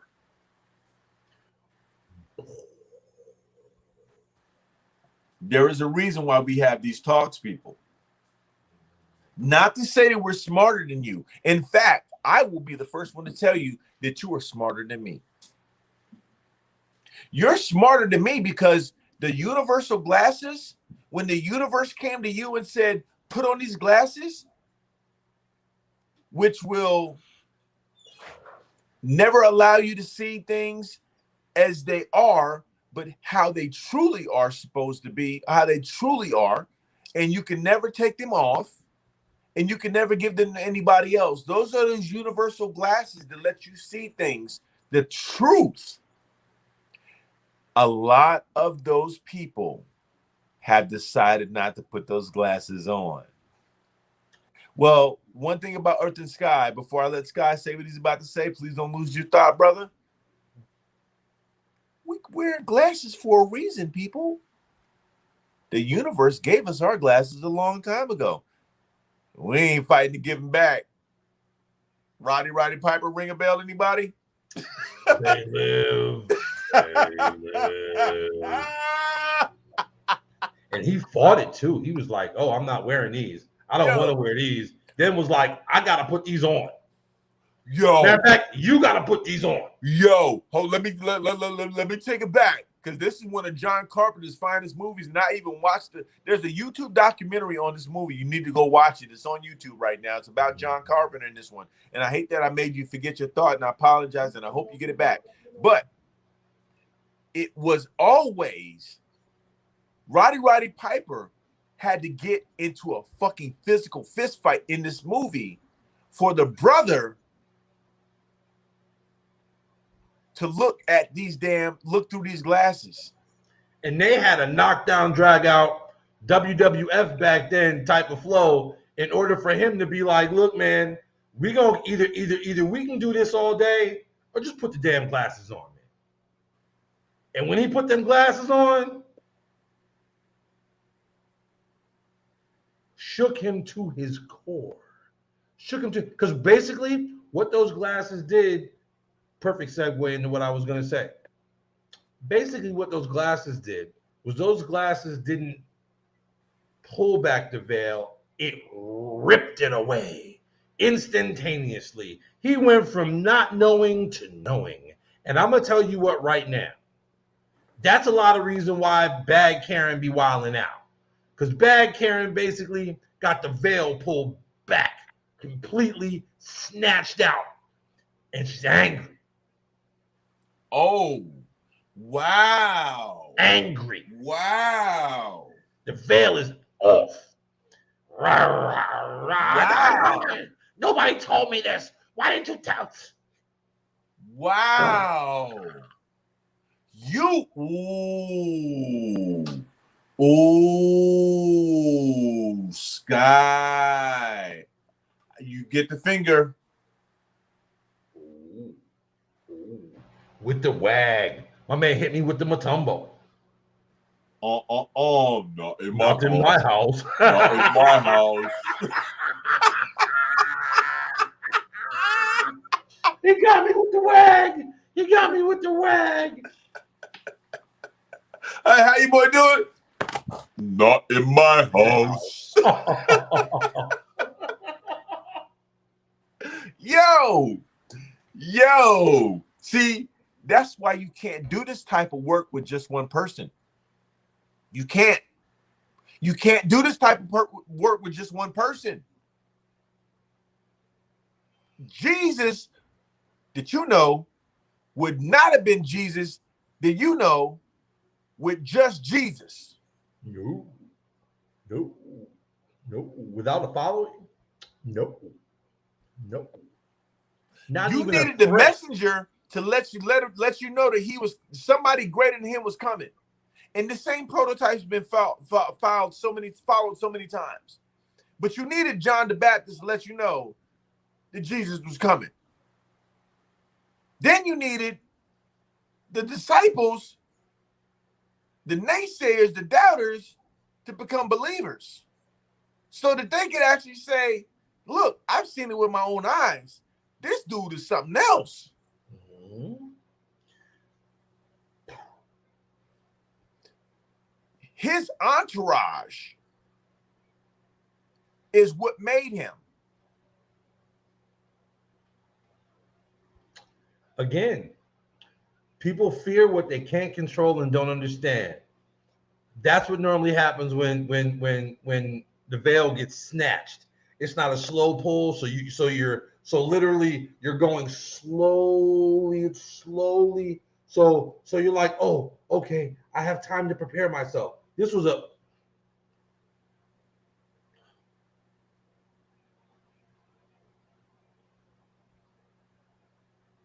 what do I do? So what's the first thing you do? You go to your sacral chakra. You get primal real quick. And basically, it's survival. It's fight or flight. Good, bad, or indifferent, that's where you at. So if you haven't figured it out at this point in time, the reason why we're earth and sky is because we recognize we are in a fight for our lives. And not just our lives, but your lives. And we know that the corruption that is happening on this planet is affecting not only the planet, but the atmosphere, which encompasses the sky. Energy, people. See, it's all energy. And Tell again, energy goes. Tell them again. I don't think they heard you. Tell them one more time. Everything is energy. Everything is energy. Energy goes where your attention flows. which is why it's so easy to keep people distracted, masses of people distracted. Masses. Because they get the energy flowing in a certain direction and they're rolling tanks over your feet and you don't even know it. And you have no idea. You don't even see it, literally, and it's right there in front of you. Why was the one Asian brother that stood in front of the tank in Tiananmen Square so publicized? I'll tell you. The same reason why the quote unquote indigenous Indian brother with the one tear on the commercial was so publicized. Because they need you to know that they care, or at least think that they care, whether they care or not. Well, again, now I've got you in your feelings, don't I? Get the fuck about your feelings. I got you. I got you. I got you all up in your feelings right now. So now I can sway you to the left. I can sway you to the right. I can sway you any way I want to sway you. Why? Because I got you all up in your bag right now. You all up in it. So I can either take it to the highest of the highs or the lowest of the lows, and you're going to go right where I take you. Treat it like boxing. Stick and move. Stick and move. People don't know nothing. I love that Biggie line. Look. They don't know nothing about that, man. They don't. I'm They don't sorry, know man. nothing. That's what you made me think of. But no, but look, you should be bobbing and weaving at all times because basically fuckery is afoot. It really is. It really is. And if you're not paying attention, you're going to literally follow the program, and 8 out of 10 times that program is obsolete, outdated. But they realize that it's so entertaining and it's got you so in your feelings that you're emotional, good, bad, or indifferent. They don't care because they've got you right where they want you. And you're going to herd with the sheeple because the sheeple are feeding the energy to those who are running amok. If you're in your emotions, you're feeling an extreme amount of love or an extreme amount of fear. One or the two, everything else is a derivative. If you're feeling an extreme amount of love, you are feeling or sensing at the highest level of being connected to anything and everything, a sense of euphoria. Strongest power in the universe. But if you are sensing a fear of amount of fear at its deepest level, lowest form of vibration in the universe. Listen, I'll give you. Here's the frequencies. Here's how frequencies roll, right? Because the universe is based off of sonics and frequency, right? So let's just say right now your heartbeat creates your frequency. Boom, boom, boom, boom, boom, boom. That's 0, right? Boom, boom, boom, boom. No, I'm not even gonna go heartbeat. I'm not gonna make that easy for y'all. I'm gonna go womps. With a high frequency and a low frequency. The frequency of circulation of sound coming back around creates that womp sound. Womp, womp, womp, womp, womp, womp, womp, womp, womp, womp, womp, womp, womp, womp, womp, womp, womp, womp, womp, womp.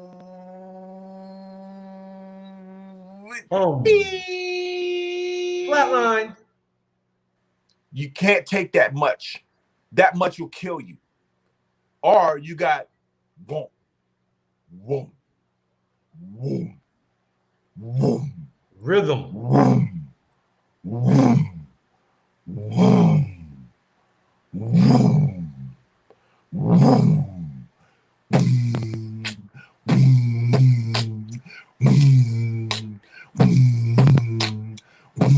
808. What did Kanye tell you about when his mommy died? 808s and heartbreaks. His lowest frequency came when his mom died. What made Kanye a billionaire and the most respected, disrespected artist out there, which became a faster and greater billionaire than the person who brought him into the game, was 808s and heartbreaks, and his ability to take his ultimate level of tragedy and turn it into a money-making machine. And the world bought into it. Divorce. He's about to sell his greatest next album. It's going to be Donda. Donda. Why? He used the old tragedy of his mom passing mixed with the tragedy of losing his family through divorce,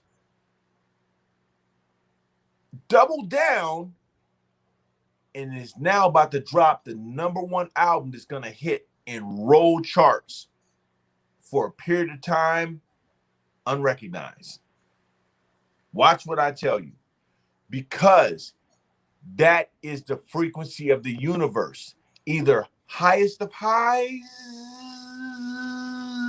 or lowest of low. But to bring it back to what you were saying before. Bring it back. So that would then classify Mr. Kanye West as a wizard. Because at that point, he's taking the good energy, he's taking the bad energy, and he's transmuting that energy into exactly what he wants. And do you know what he wants more than anything in this world? What's that? So literally, good, bad, or indifferent. That's why he says what he says. He doesn't care if you like him or hate him. It doesn't matter. All eyes on me. Me. Look at me. Hate me. Love me. It doesn't matter what you feel. I'm going to take all of that energy, smack it up, flip it, rub it down. Oh, no. And when I give it back to you, love me or hate me, you're going to buy it. Now, I like where you went with that one, but I have to do a mild correction, because Kanye West is so powerful that he brought out a wizard. If you look at Kid Cudi, his protege, even though Kid Cudi was already doing his thing, Kanye went and got Kid Cudi because he recognized something in Kid Cudi that nobody else did. Kid Cudi is a wizard. All right. So would you then call Kanye a grand wizard master or a grand wizard? I would call here's what I would none of the above. Let me tell you what I call Kanye. And this is something that's greater than wizardry. Oh yeah. I go ahead. Kanye is an alchemist. The minute I said transmuting, I knew where you was going with it. Because that's the whole art of alchemy. It's transmuting things. It's being able to take water to wine. It's being able to take a piece of steel and make it gold. It's alchemy, people. Yes, sir. Truest form. Yes, sir. Because what you made me realize in your verbiage of what you were saying about him was that no, Kanye is not a wizard. Kanye is an alchemist. That is the reason why he understood how to turn everything into gold. Everything. Mom dying, gold. Fight with his brother, gold. Argument with or a battle with 50 Cent, gold. Car accident, Gold. gold. Gold. Platinum. Multi-platinum. Look, if you go back to one line that he said, I must have died in that crash because this must be heaven. Let's talk about that. Let's say Kanye did die in that crash. who's in Kanye right now? And who's been in Kanye since that crash? They say they say he was always on it, but after that, he was on a completely different level of on it. Again, you come out with a song through the wire because you talking through a wired jaw. So let's talk about Kanye, because this is another segment we're going to chop up and make a specific video anyway. So I already see it coming, and I'm glad we're learning to really do this to where we can make it really easy to disseminate these different shows. Wait a minute. Segments. Wait a minute. Go ahead. Go ahead. My bad. Don't let me jump up. Are you putting us in the alchemist range? Or are you saying that we're transmuting these segments? I will say this, my Rilla. Whatever we do when we do it together is an alchemical process. Oh, facts. Earth and sky. That speaks to the volumes of the highest of the highs and obliterates the lowest of the lows. Why? Because it takes it to the highest of the highs. So what we're going to accomplish as we continue to do these segments and these shows in this interactive nature, look at what we did on the first episode. We killed podcasting. Killed it. And that was just Interactive killed the podcasting star. Interactive killed the podcasting star. that guy. Shout out right to there MTV for that. That guy right there said it. So yes, I would say. Now, don't get me wrong. I don't want to take anything away from you as a individual, Sky, because what you can create in the sky, taking the mass pollution of negative and toxic energy and purifying it and raining down positivity on the masses that inhabit this planetary spaceship that we're on is phenomenal, with or without me. Phenomenal. So yes, when you get two alchemists together, now that means that the dross that is burned off is so major. The shadow work is so intense and has to be done on the individual and the collective state as well. Has to bring forth something of a gold standard or better.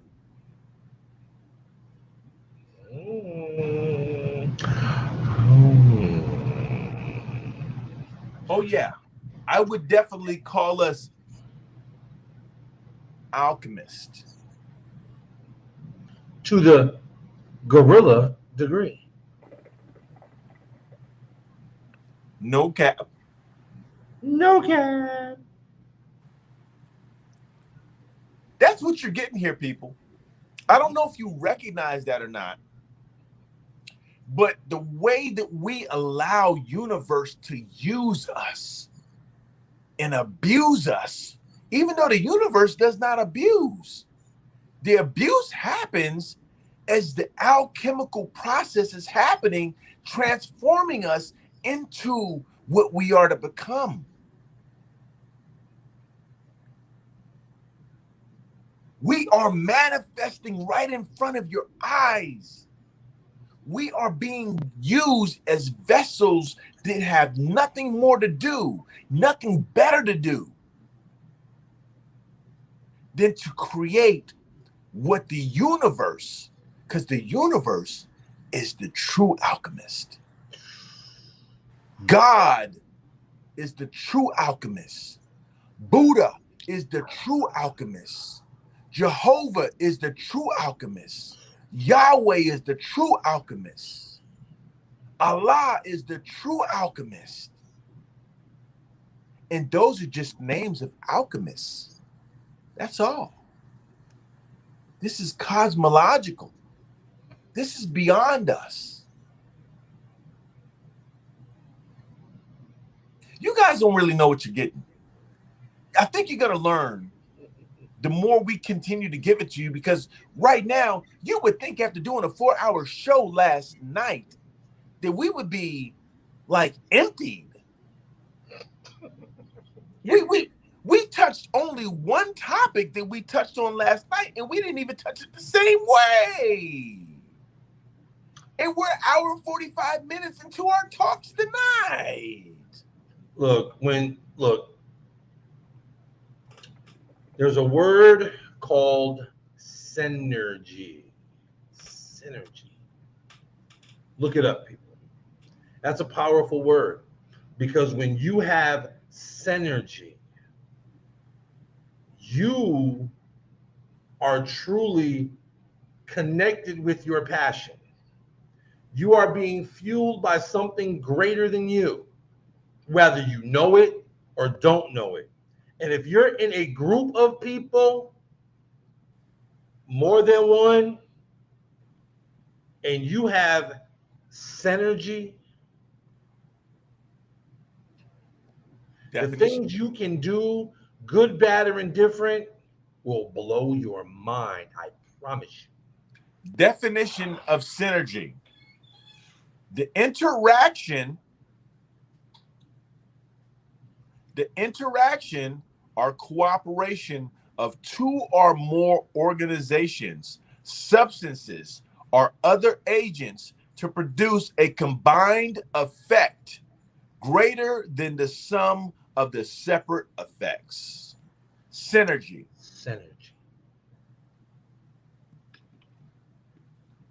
And that's how it goes down, people. I mean, synergy. That's the power of it. And then what you do with that energy and what you put out there. Why do you think, for those of you who, I'm going to use a Dragon Ball reference, why do you think Dragon Ball introduced merging? You going there? They introduced merging for the synergy. They realized that Goku and Vegeta can fight all day. Nothing's going to change. You see what I'm saying? But when you have that synergy between the two of them and you merge, ooh, Gogeta is no joke. Kind of like, you know what I'm saying? What, Trunks and Goten.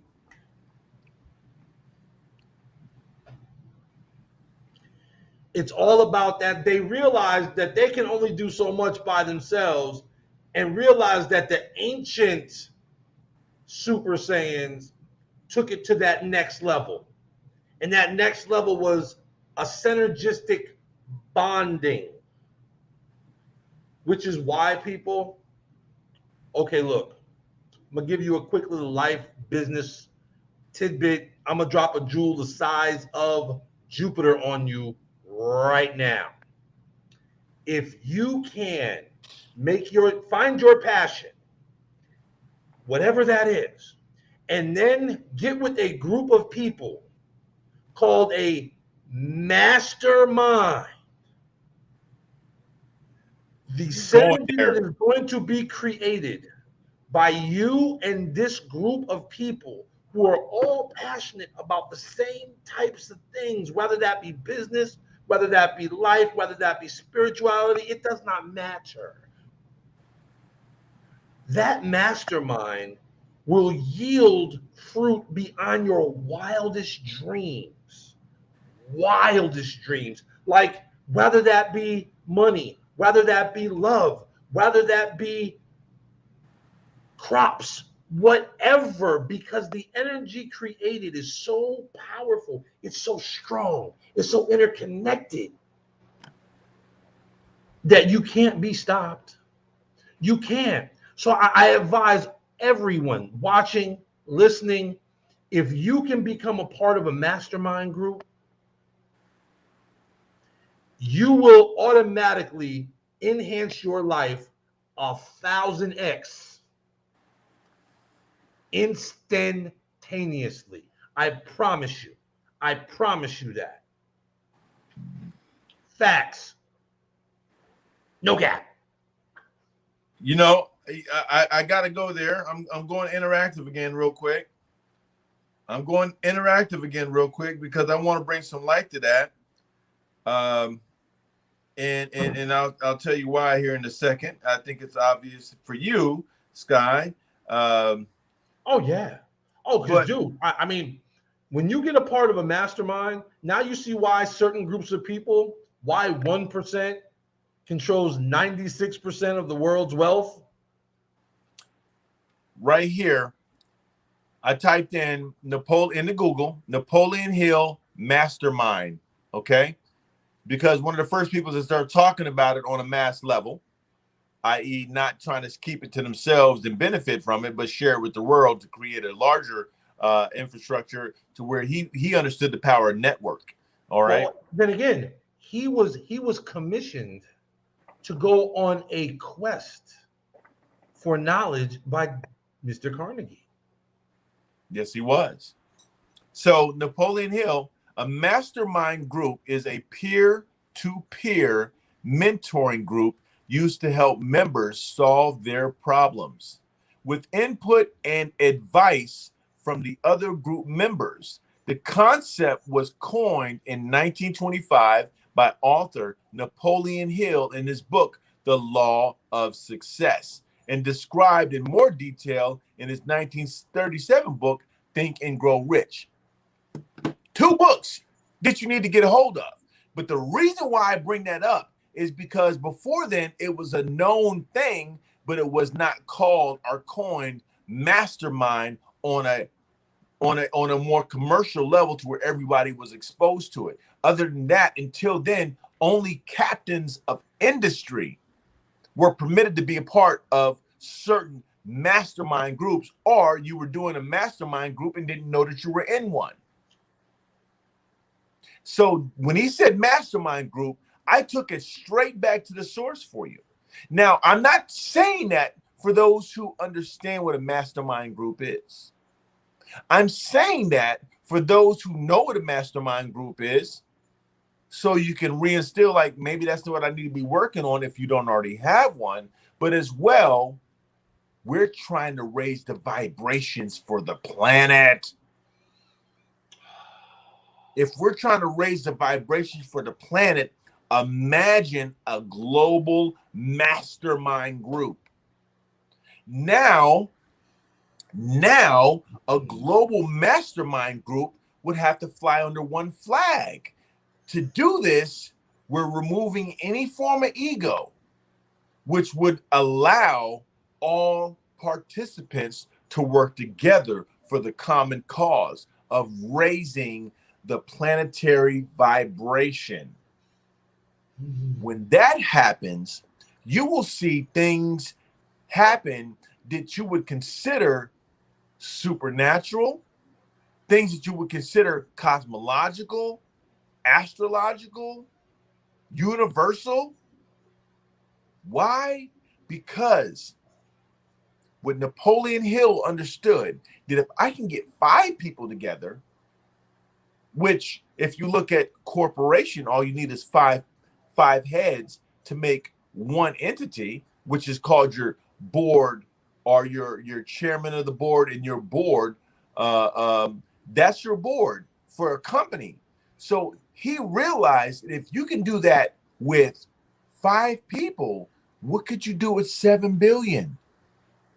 All on the same page of sharing their individual passions. So if I'm passionate about artistry, and Sky is passionate about labor and creating labor opportunities, and I focus on all the artists, he focuses on all the laborers, what's going to end up happening? We'll eventually meet in the middle.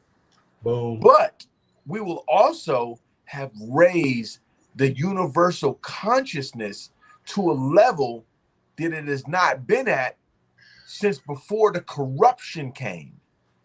Listen to what I'm talking about. The Gorilla Network is that mastermind group. Boom. Primates. Let's start there. Learn how to live amongst each other. Troop up. So let's troop up so we can then turn around and take it to the natural level, which is with animals and with nature itself. Because once we all become in accord, oh my God, the ability, what happens from that would never have been achieved in this day and time, period. Is it something? Yeah. Please. No, please, you continue. I said enough. I said enough. They might be knocking at my door in the next couple of minutes, and I got my kids here. That would literally, that would send the whole entire planet into the next dimension. We would literally ascend as a whole, not just a group of people. As a whole, we would ascend, because that's why we're actually here, to be a collective. When you get to certain dimensions, what happens is, like, you hear people say, I got channeled information from Ra. Ra did not talk to them. Ra, as a being, did not talk to them, because Ra is a collective consciousness. If we were to do that as a planet, we would ascend to the point where we would then become collective consciousness. We wouldn't need bodies at that point. We wouldn't need to talk at that point. We would be more like our true essence, which is pure energy. Now, Scott, I'm going to ask you a question, because we've been building on this for 20 plus years. Would you not say,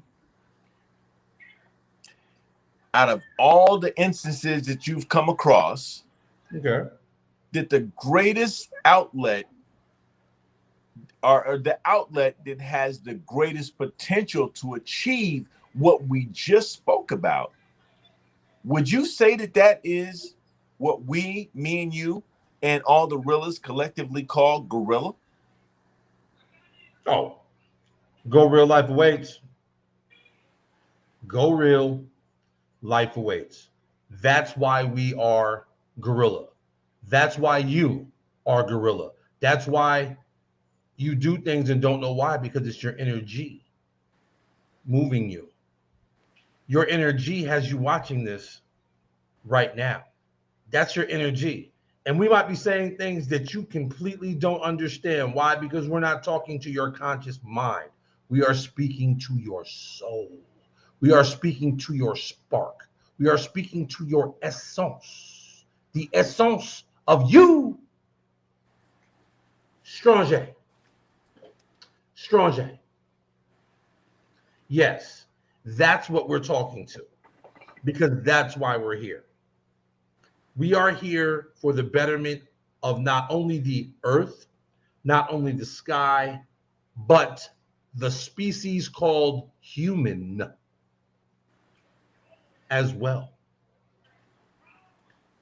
We are all living beings. This planet is a living being. And if you honestly think we can do something to it that has not already been done since its existence, meditate on that. Get back to me. Let me know what you know what you came up with on that note, because I've been there. You strip and you strip and you peel the layers of the onion back. And as you're peeling these layers of the onion back, you start to actually get it. Now, we did a nice little Joan that we're gonna release here soon. It's the introduction to the transition series, a series. Why? Because we're always transitioning. We're always in flux. We're always having paradigm shifts. Because when you have a paradigm shift, you can't go back to what you were. You can't. You're not the same person.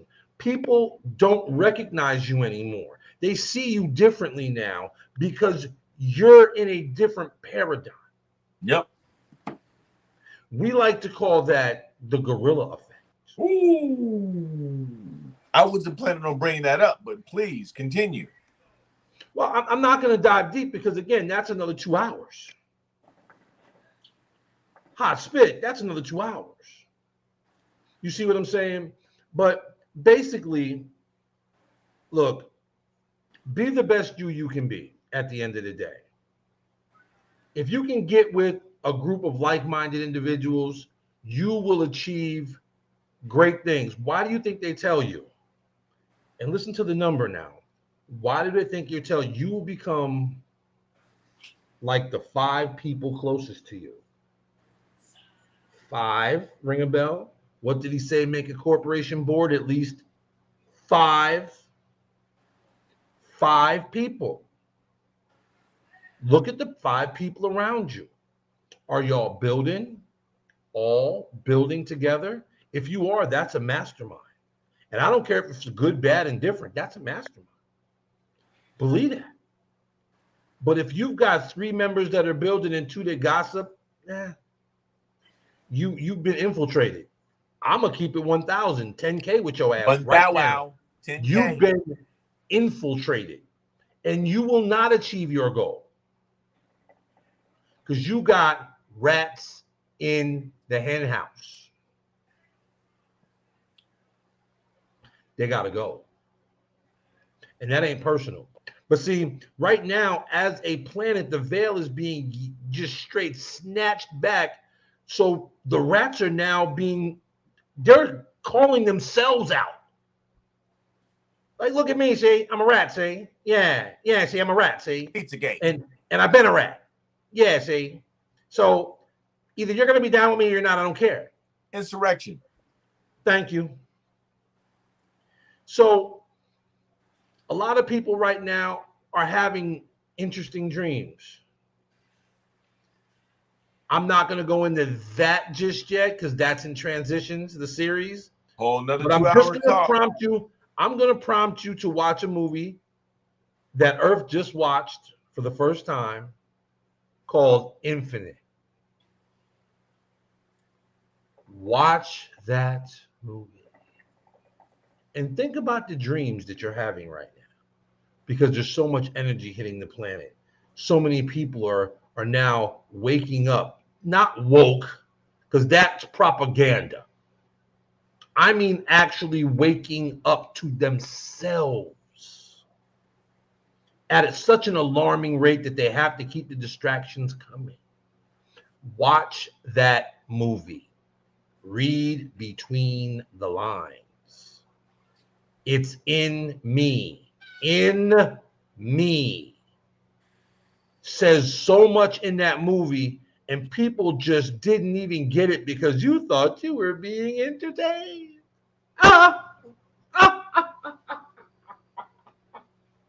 This dude puts an egg inside him and says it's in me. Well, we all know what the egg represents. And now you see that there's an uprising or up-talking about the first male to have a baby or be pregnant. They've impregnated a man, making it possible now to actually have men have babies. So women should be more up in arms about this than anybody else. But let me tell you why. Because, see, women to be up in arms about this aspect of a man being able to have a baby would mean that they would actually recognize that their job on this planet was to be the givers of life. Now, a lot of those women will fight and die for that right, as they should, because that is their natural born right. But if I can now have a household with Kevin and Craig and still have a baby, the world is gone. Well, think about it, though. Think about it. What you're speaking of is a more androgynistic world. Yep. To where, and there are species. Okay, do you remember the movie, old school movie now, so I'm going to take it back, Okay. called Enemy Mine? Ooh, With yeah. Louis Gossett Jr. played the alien, Yep. and Dennis Quaid played the astronaut or the person, the Earthling. And on for the alien, the males carried the baby. They were Dracs. Yep. And he had a baby Drac. They were asexual. Now, didn't he die in that movie and Dennis Quaid had to take care of the baby? Yes.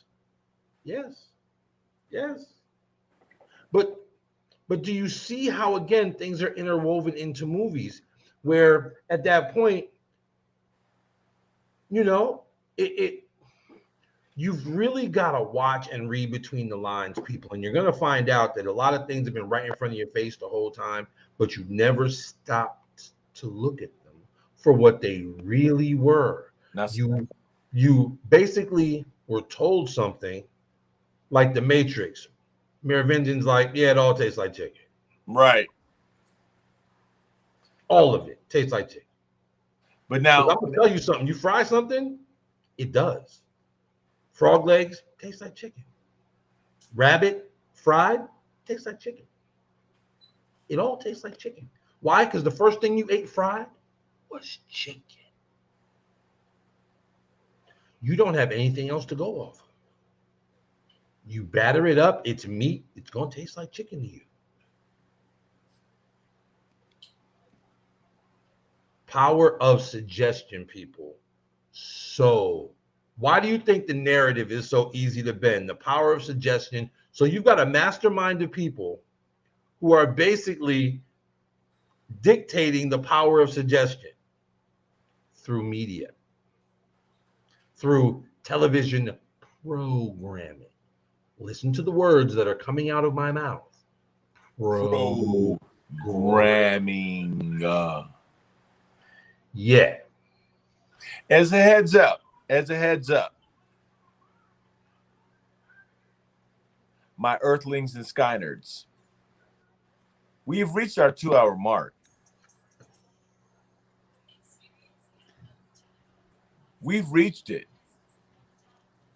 And once again, it was a seamless transition into that 2-hour mark. Blink. What happened? What had happened was we lost track of time. Why? Because we're following our passion, people. That's what happens when you follow your passion. Time does not exist. Time is a measurement tool. Notice when you're in your bag, guess what happens? There's no time. Once you lose track of time doing something that you love to do, it's no longer work. It's your purpose. And that's the reason why we want to link with you. We want to link with you. If you know what that thing is that you do and you lose time with it, there is a way that we can work together. Because if you look at the movie Soul, ooh, powerful kids movie. That movie was not meant for kids. That movie was meant for a generation.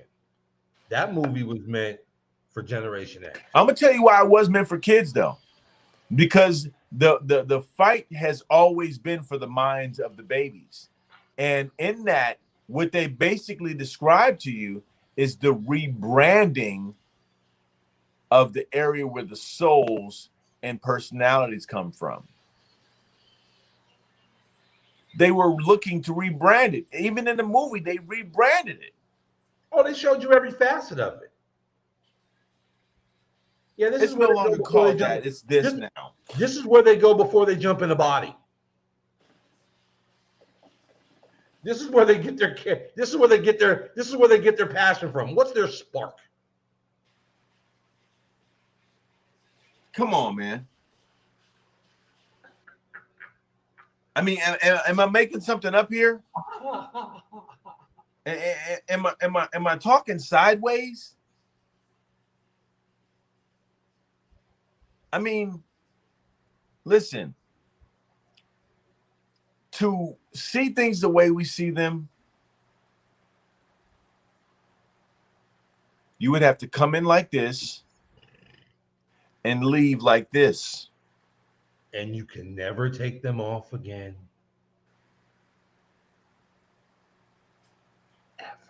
Ever. So I understand why a lot of you sleep. I understand why some of you that woke up wish that you could go back to sleep. There was a character that fits your archetype Yes. in the movie The Matrix. What was his Yes. name, Sky? What, that fell asleep and what's his name? Who wanted to go back in the Matrix? What was his name? What was it? It started with a C, didn't it? Cypher. Cypher, yes. In the Cypher. Yes, Cypher sold his soul. Cypher wanted to into the sell Matrix. his soul. To get back into the Matrix. But see, the thing is, He didn't make it though. here's what you got to understand: when you sell your soul, you will always die. You have to. But You are soulless. But if you never sell your soul, you never truly die. Never. You are infinite. Infinite. Watch the movie.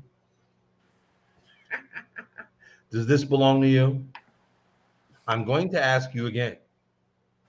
Does this belong to you? That was so cold. That was so cold. That was so cold. That was so cold. I'm getting tired of asking you one last time.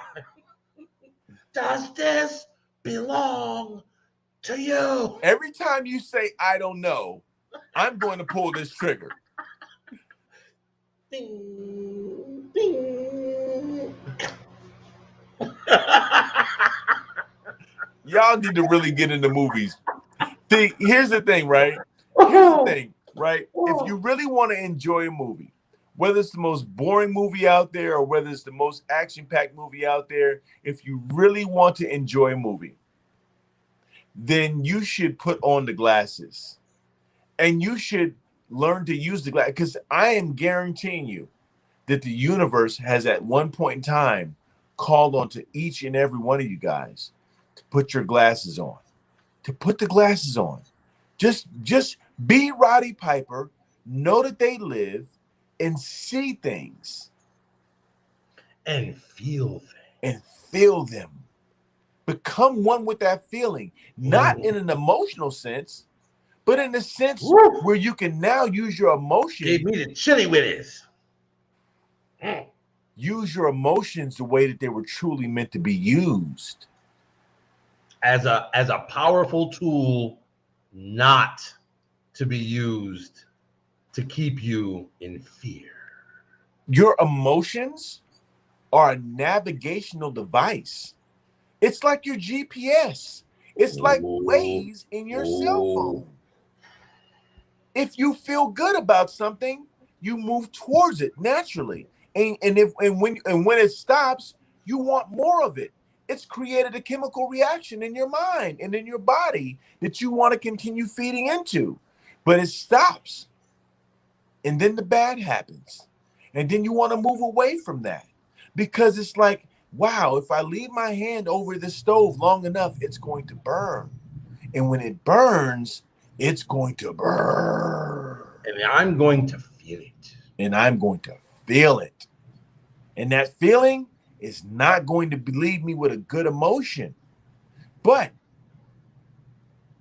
and this was the thing that I heard about in this premise of the universe acting out through this mechanical sense of society. Society is pre-scripted, designated. It's the Truman Show. But the one thing that kept Truman looking for that exit was his feeling. Once he got past the emotional state, There's more. I know there's more. I feel that there's more. I feel.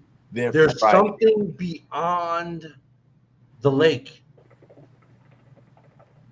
Make it rain. Make it rain harder. You're gonna kill him. You're gonna kill him. You can't do that. You're gonna kill him. Bruh, he kept going. He's like, I don't give a damn.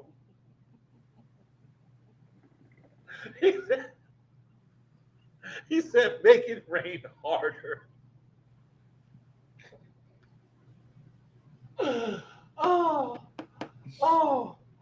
Oh, bro, that movie is so. That movie literally will go down in one of the more conscious movies ever made.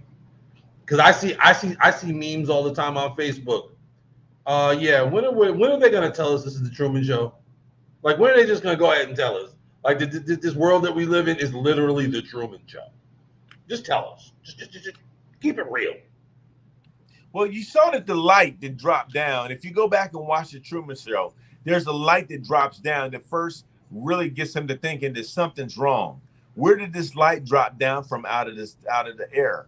And the name on the light was taped on there. The name of the light was Sirius. Sirius. Sirius. Sounds like a planetary system to me.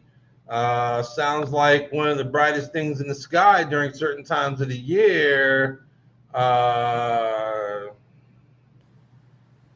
You know, the Dogon tribe used the Sirius star system. Now, keep in mind, nobody to this day knows how they did it, how they were able to draw it, how they were able to see it. Go ahead. Never touched by civilization. This is stuff that they've known since the inception of their people. They were taught this. Where is a star system with no compass, no type of, there was no telescope, there was no Hubble. These people knew of something that scientists didn't know existed for a long time after the fact. And they were like, yo, we found these tribe people, man. Yo, they kind of crazy, dude. They're telling us about the star system, and these people came down called the Nomos, and they taught them about all of this stuff, but yet and still they still live like savages. Really? Because who educated who on that one? Who's the savage? The savage is truly the person who wants to stop you from being who you are and who you were meant to be. That is the true savage. Right is left, left is right, up is down, and down is up. The true savage was not the one that came to educate and the one that came to provide a way of living. No, it was the one who did not fit into nature. So they are the savage.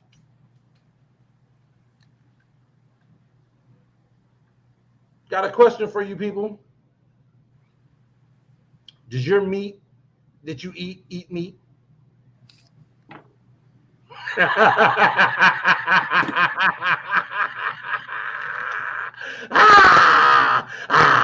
Yes, I went there with it because it was a perfect lead in, damn it. You left the doorway wide open.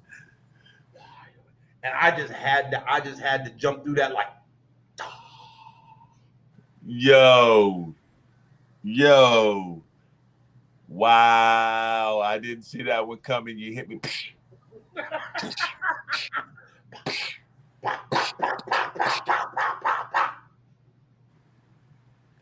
Does the meat that you eat me? Eat me. Eat me. Ask yourself that question, people. Ask yourself, and then think of the power of suggestion. And then think of why Chick-fil-A mesmerizes people. Because Chick-fil-A uses a cow to sell chicken.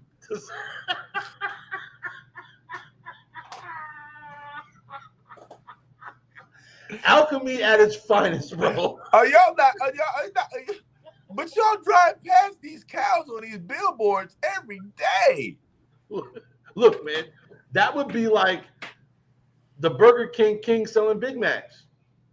That would be like Ronald McDonald selling Whoppers.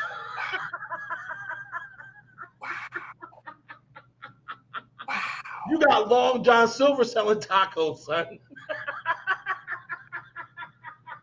Oh my God. Are y'all? This is who I work with. But this is not work, so I guess I can't. This is who we play together. You know, this is like a playground for us. Oh my gosh, bruh. Oh, I ain't laughed that hard in a minute, man. But you does the meat that you eat meat? That's a shirt. I'm gonna put that on the shirt. Done. That'll be available. That'll be available to you really soon. We will provide the link in the comments. Does the meat that you eat meat? No guru. No guru. No guru. We are not gurus here, people. No. Because if we're gurus, then you're a guru. Yes. Because we are what you are. Thank you. So are you ready to be a guru? That's my crazy face right there. Man, what'd you say? Can't hear you. What you got there going on there, buddy? You're not talking loud now. Man. What you say? Huh?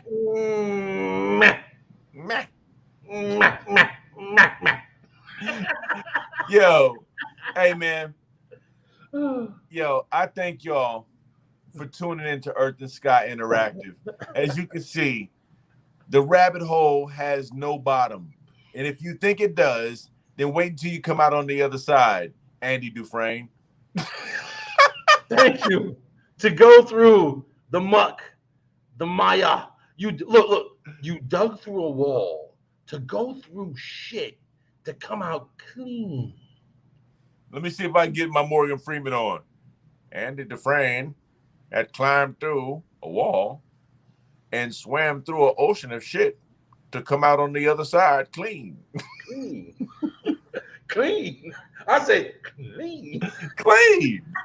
Come on, man. Get your Shawshank Redemption on, man. Get your Shawshank Redemption on and wake up with us, man, and understand. I'm not telling you get woke. Don't get woke. No, that look, that's infiltrated. Infiltrated. At all levels, infiltrated. You know what I'm saying? But just wake up with us. You know what I'm saying? What you need to get is Gorilla, release your energy with that center G and go real because life awaits. He's showing you. It's a G right there. Troop up, people. Troop up. Troop up. Right there? The go. The go is the movement. Go is the movement. Go. Real is the way. Life awaits. Come on, man. That's all we got to say to y'all tonight, man. This morning, today. We gave y'all 4 hours yesterday, which if you're lucky, you'll get it, but you're definitely gonna have to go to Johnny Quantum. Yeah, we got to no. We gotta chop it up because you know the powers that be in the music industry wanted to get us because we got up on the Bob Dabalina a little too deep, like the Bob Dabalina effect. We got up in there like the Black Dahlia, and they was like, you can't solve this riddle. You can't solve this riddle. Yo, but you will get that chopped and screwed. So don't worry, people. That was 4 hours of some deep dive that we are going to get back to you real soon. I just asked that if you don't wake up now, wake up soon. Very soon. Matter of Very fact, soon. listening and watching us. We'll Oh, help you you wake out. up. Oh, We'll you gonna help wake up. We'll help. Because we gonna research what you thought you knew, and we're gonna put that real on it, and you're gonna see exactly it for what it is. That's all we got. Sid. Look, No, Sid. you see Princess Rilla's in here. You know what I'm saying? What? Hello. Yeah, right there. Say wait. Oh, you doing that one right there? Yeah, if I go over here, then it'll take me over there. Yeah. And if I go over here, it'll take me over there. See, the reason why we can do this with no problem, because that G stands for God, and we recognize God, family, and gorilla. Gorilla is your inner G that should be helping you wake up after you've been hearing these talks. So tune in, comment, like, subscribe to Earth and Sky, and follow, as she says. Yeah, Yes. don't forget follow, because guess what? Social media is going to be the new way of life for their generation. Yes. Yes.